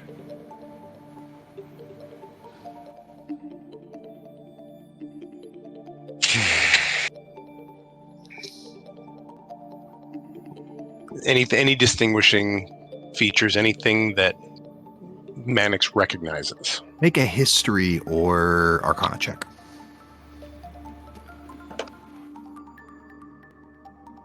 I'm going to guess that's a no because that's a 7. You drank a bit last night, Mannix, and some of it still feel like it might be there with you. And then you hear this voice you've heard before, coming from the direction of Sinage on horseback. That's 2 you've taken out from my court. You're a stubborn one, aren't you there, Mannix Soul? Well, let's just say I'm not particularly fond of being pushed around or bullied. Yeah. Just wanted to give you the courtesy of talking to you one-on-one. You say you don't want to be under the thumb of the old man anymore. But I come knocking and I come offering you a piece of what I can provide. And you turn that down. That's just rude. So I just thought I would let you know, from me to you, as the Lord of the Hunt, I think I ought to tell you, hunting season's coming. Oh, good. More vagueness. You come with promises of alleviating me from the old man, but you bring nothing more than uncertainties and more shackles. Tell me, show me what you will bring. Show me what you can give to me. Yeah. Otherwise, how do they say, piss off. There you go. There's that spirit. You want to know what I can offer? And you will see, stepping down off the horseback, he watches this individual strides through the arch. Very tall, slender, but still muscular. You imagine very, very, very lean and shredded underneath these clothes. This ornate studded leather armor, a long cloak flowing behind it, these like epaulets that form into like this deer antler shape, and then a crown that's also has these massive deer antlers on it as you look straight into the face of the Earl King. Well, as a few examples, and he gestures out with his hand, and you see an exact replica of yourself just standing there, and snaps his fingers, and you watch as the other Mannix turns completely invisible, and you see it, like, you can tell he is casting spells while under that invisibility. I can give you the power to still act while you hide. I can teach you how to control and dominate the minds of others. I can show you how to make the plants themselves grow. I can help you aid your allies by shrouding them with a light that they will not be able to run from. And more than all of that, I can give you style that the old man does, and I see you appreciate style. I see how you dress. I see how you present yourself. You could belong to something greater than any of these little agreements or little civilizations in this realm you call a world. I run shit where I come from. You've been living a life under two thumbs, haven't you? One under this crown that thinks it's special because it's got a city that flies, and another from being so ancient it forgot why the fuck it even existed in the first place. But that's fine. You don't want what I can offer. You don't enjoy mystery. You can't appreciate a surprise, and that's okay. But I am going to let you know I have some respect for you. You've squared off against two that I have considered quite strong within my service, including my right hand itself. Enjoy the staff. I'll let you know now that when it's reclaimed, and trust me, it will be, I will not send another one of my dogs for it.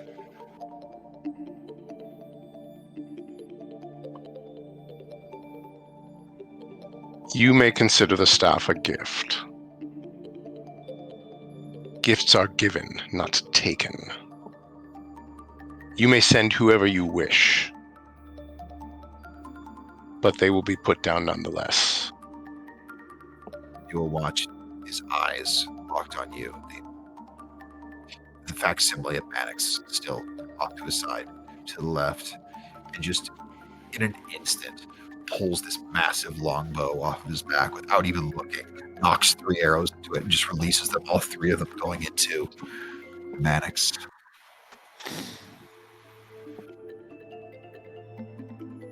I hope you enjoy hunting season as much as I do. The game's afoot. He will turn and begin walking back to his horse.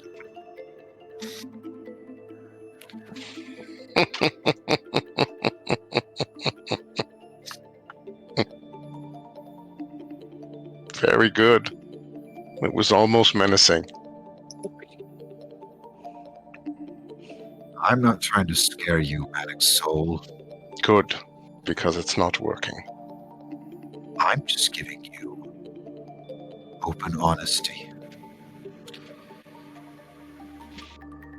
I don't hunt anything unworthy, and I don't hunt anything that doesn't know I'm coming. If it kills too easily, otherwise, And rest assured, I'm going to kill you. And that's not a threat. There's nothing to scare you with. You're going to die eventually. All of you are. Your lives are finite and ultimately meaningless in the terms of everything. The cycle. Life, death, life, death, life, death. Everything destroyed. Gods killing each other left, right, and center until they're reborn again in some new fucking vision of the pathetic shells they once were. But I remain through all of this, beginning to end to beginning. I am here. I am fucking perpetual, and I'm one of the only things outside of the old man that has always been part of the tapestry of the 9 realms. So consider yourself honored that I give enough of a shit to hunt you down. That is my gift to you. Your death. You're welcome. And you wake.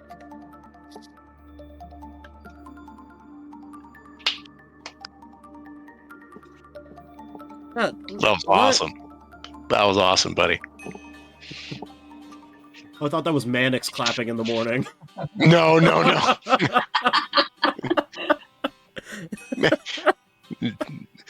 Certainly not.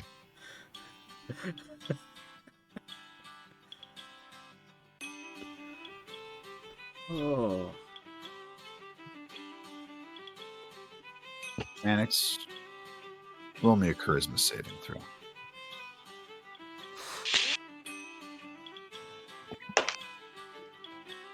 $29.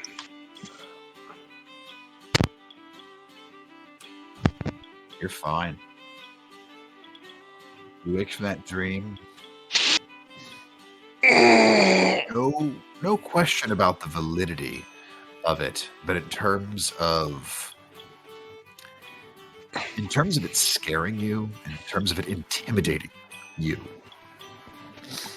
your family has been tethered to an all-powerful being for generations. And there may even be a small piece of you that the notion that this Archfey intends to come hunt you directly, there may be a piece of you that's like, well, at least there's going to be no more bullshit. Manic soul of even a few weeks ago might have been afraid of that. You've come fairly close to death. These compatriots of yours, you've seen some of them come very close to death. Haven't found anything that can kill you yet. And when you wake, Mannix, you will see that there's a note that's been slid under the door to your room.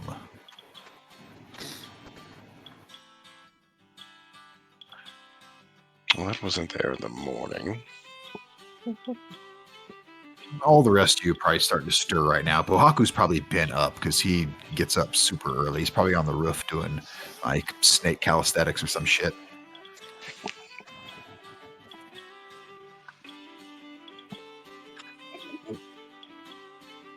Better read that note.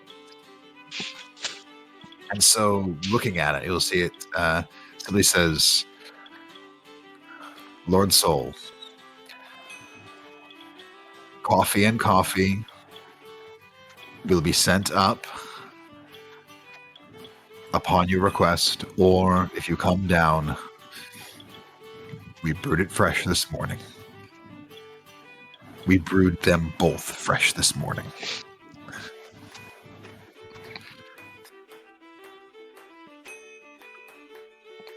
He is on his way to get 2 fresh brewed coffees. And yeah, like you all are coming to, and when you get down there, the proprietress Falumi, the half-orc, you see she's there. She's very excited that you are a coffee and coffee person. She has multiple coffees here, but she's not used to people giving a rat's ass about what kind she's pouring. So she's very excited about, where these are from and how recently she got them. She tries to, buy in small amounts so the beans stay very, very fresh. And you have 2 very robust cups of coffee. And lets you know that as soon as all your compatriots come down, there will be a simple breakfast served. Now, what are you all doing this morning as you make your way down to Converge to, I'm sure, make some plans for Garnet's meeting to happen tonight? Would Kira Yeah, know- Garnet's just gonna let. Sorry, Garnet's go gonna for just it. let everybody know that tonight we're having drinks at a seedy bar, and it should be totally fun, and everyone should just get on board. And she's actually not going to be overly transparent with folks about why we're having drinks at this bar, but just like, hey, this will be fun and local culture. But she is going to tell Reba privately what's going on because she wants someone to watch her back and someone who understands thieves can't to be aware of the situation. Super glad you taught me that. Kind of helpful, yeah. huh? Check back in right before it happens too. I'll make sure that you go in well prepared. I appreciate you. Appreciate you. And then prior to that meeting, so I can get everything set up, we start to come to our close here. Does anybody have anything they're doing in this town today, or is it kind of like, we're enjoying the fact that we're not getting our asses kicked right now? Hit that long rest button if you haven't, by the way. You all got long rests. If there Kira's- is an Kira's gonna ability do a to little purchase shopping. spell components, yeah. Want to buy Um, things? Yep. Yeah. And do I What's that? regain charges? Was it 2d8 plus 4? Correct. So roll that, and then if you click on the item, you'll see where the plus minus is for the charges, and you add in how many you get. Yeah, for any basic spell components you need, you'll easily find those here. So you can just purchase those, mark them off, unless there's something more specific or unique you're looking for. But yeah, no problem for that. So Just one diamond. make an investigation check. You were talking to Garnet, so Garnet can assist you with that, or you can assist Garnet with an investigation. Either way, one you can roll investigation at advantage. I would recommend it be Garnet. Okay. 17. 17. Okay. Amazing. Gems are far more prevalent down here in Glimmershore than there are. Oh, I know about in, gems. Yeah, you do. Garnet knows a ton about gems. That's her favorite terrain, and part of the reason it's called Glimmershore is there's a lot of gem mining here. What kind of gems are you looking for? You said diamonds. Diamonds. Like, are you looking for a big diamond or a bunch of loose diamonds? Diamond dust? Either way, I'm looking for about 600 gold worth of diamonds. I'm guessing. Are you looking for that in 2 different $300 amounts? Yes, 2 different $300 amounts. Yes. 300 gold, 300 gold. Gotcha. Yeah, you will find a proprietor that has that. It's gonna pretty much buy them out of their loose diamond stock, and this is just like due to them being like various size, it'll cost you 620 worth Okay. of gold altogether. Lovely. But you can put that you have two bags of diamonds worth 300 gold each. Thank you much. So yeah, you find that easily. And so day will get on to evening, and you are all able to find your way over to the Clever Whisper. Not quite as hopping as the Silver Glass, but it has its own proprietors, its own ambiance. You can see it is definitely a little more rough than where you previously were at, but you're not getting like side eye from anyone. This is just very much like, okay, we were at a fairly nice bar. This is the dive bar in town. And rolling in, Garnet, it's impossible to miss the Firbolg behind the bar, who just She looks at you all, kind of nods as you walk in. She's very slender, some green fur, all like. As far as the face, less of like the somewhat like cow features you'll see in some Firbolgs, but the eyes, it's almost deer or elk-like around the face. So, what can I get you? Table for 6. So, she kind of points on. I mean, if you want to pull enough chairs over to it, you can sit down. I suppose that'll work, or wherever the We can do fuck. that. Sounds good. Are you expected me to come over there and bring you the drinks, or are you gonna order here? Them it Oh, costs no, more. I'll order here. Oh, that's fine. Like I'll take them there. It just costs more if I have to walk to you. I mean, I wouldn't want to inconvenience you. I like you. I like that. I hate being inconvenienced. Perfect. So what are we drinking? I mean, whatever people want. I was curious what your oldest whiskey is. Well, I'll help them with whatever they want, but I don't think you can afford it. I was planning on ordering 2.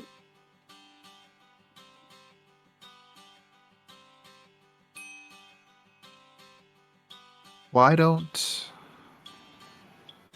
we get you and your friends some drinks, and I'll let you know when your company gets here. And Sounds great. have a seat. I'll bring the drinks to you. And you gather into this sort of half-moon shaped table over in one corner of the room. Silhana will bring a handful of beverages over. So just brought an assortment. You'll see there's some mead, there's some ale, there's some of the sour beer that you ran into Oh, they found. before. And lastly, she sets a bottle of whiskey on the table and she says, "Don't open it until business proceedings begin. And just so you know, they leave when the bottle's empty." She'll turn and walk away. And Also, just like yeah, just so that Garnet is well prepared, basically before we actually like go in and do everything. Let me find this spell real quick.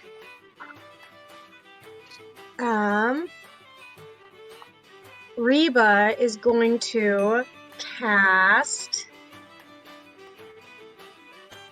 Coming of Age on Garnet, which is part of the ceremony spell, and it means for the next 24 hours, she can add a d4 to any ability check. And this is sort of like the rite of passage for her becoming a part of this group, coming into her own there. Very cool. and it's not much longer where you will see two gnomish women enter. They're a little past middle age. You can see, even from a distance, you can see the deep lines on their face, their silver hair, and gestures made over to your table. They will walk down. One of them gestures with their fingers, mage hand, two stools sliding up the opposite table. They sit down, setting these two small, like old-fashioned glasses in front of them. One reaches forward, pulls the cork off the bottle of whiskey, pours a little for her, pours a little for the other one. Yes. So, let's see what we have to talk about. And we will pick up there with the meeting with these two amazing gnome thieves, one of which looks like Helen Mirren and the other looks like Judi Dench, if you want to know, basically. Like gnome versions of those two.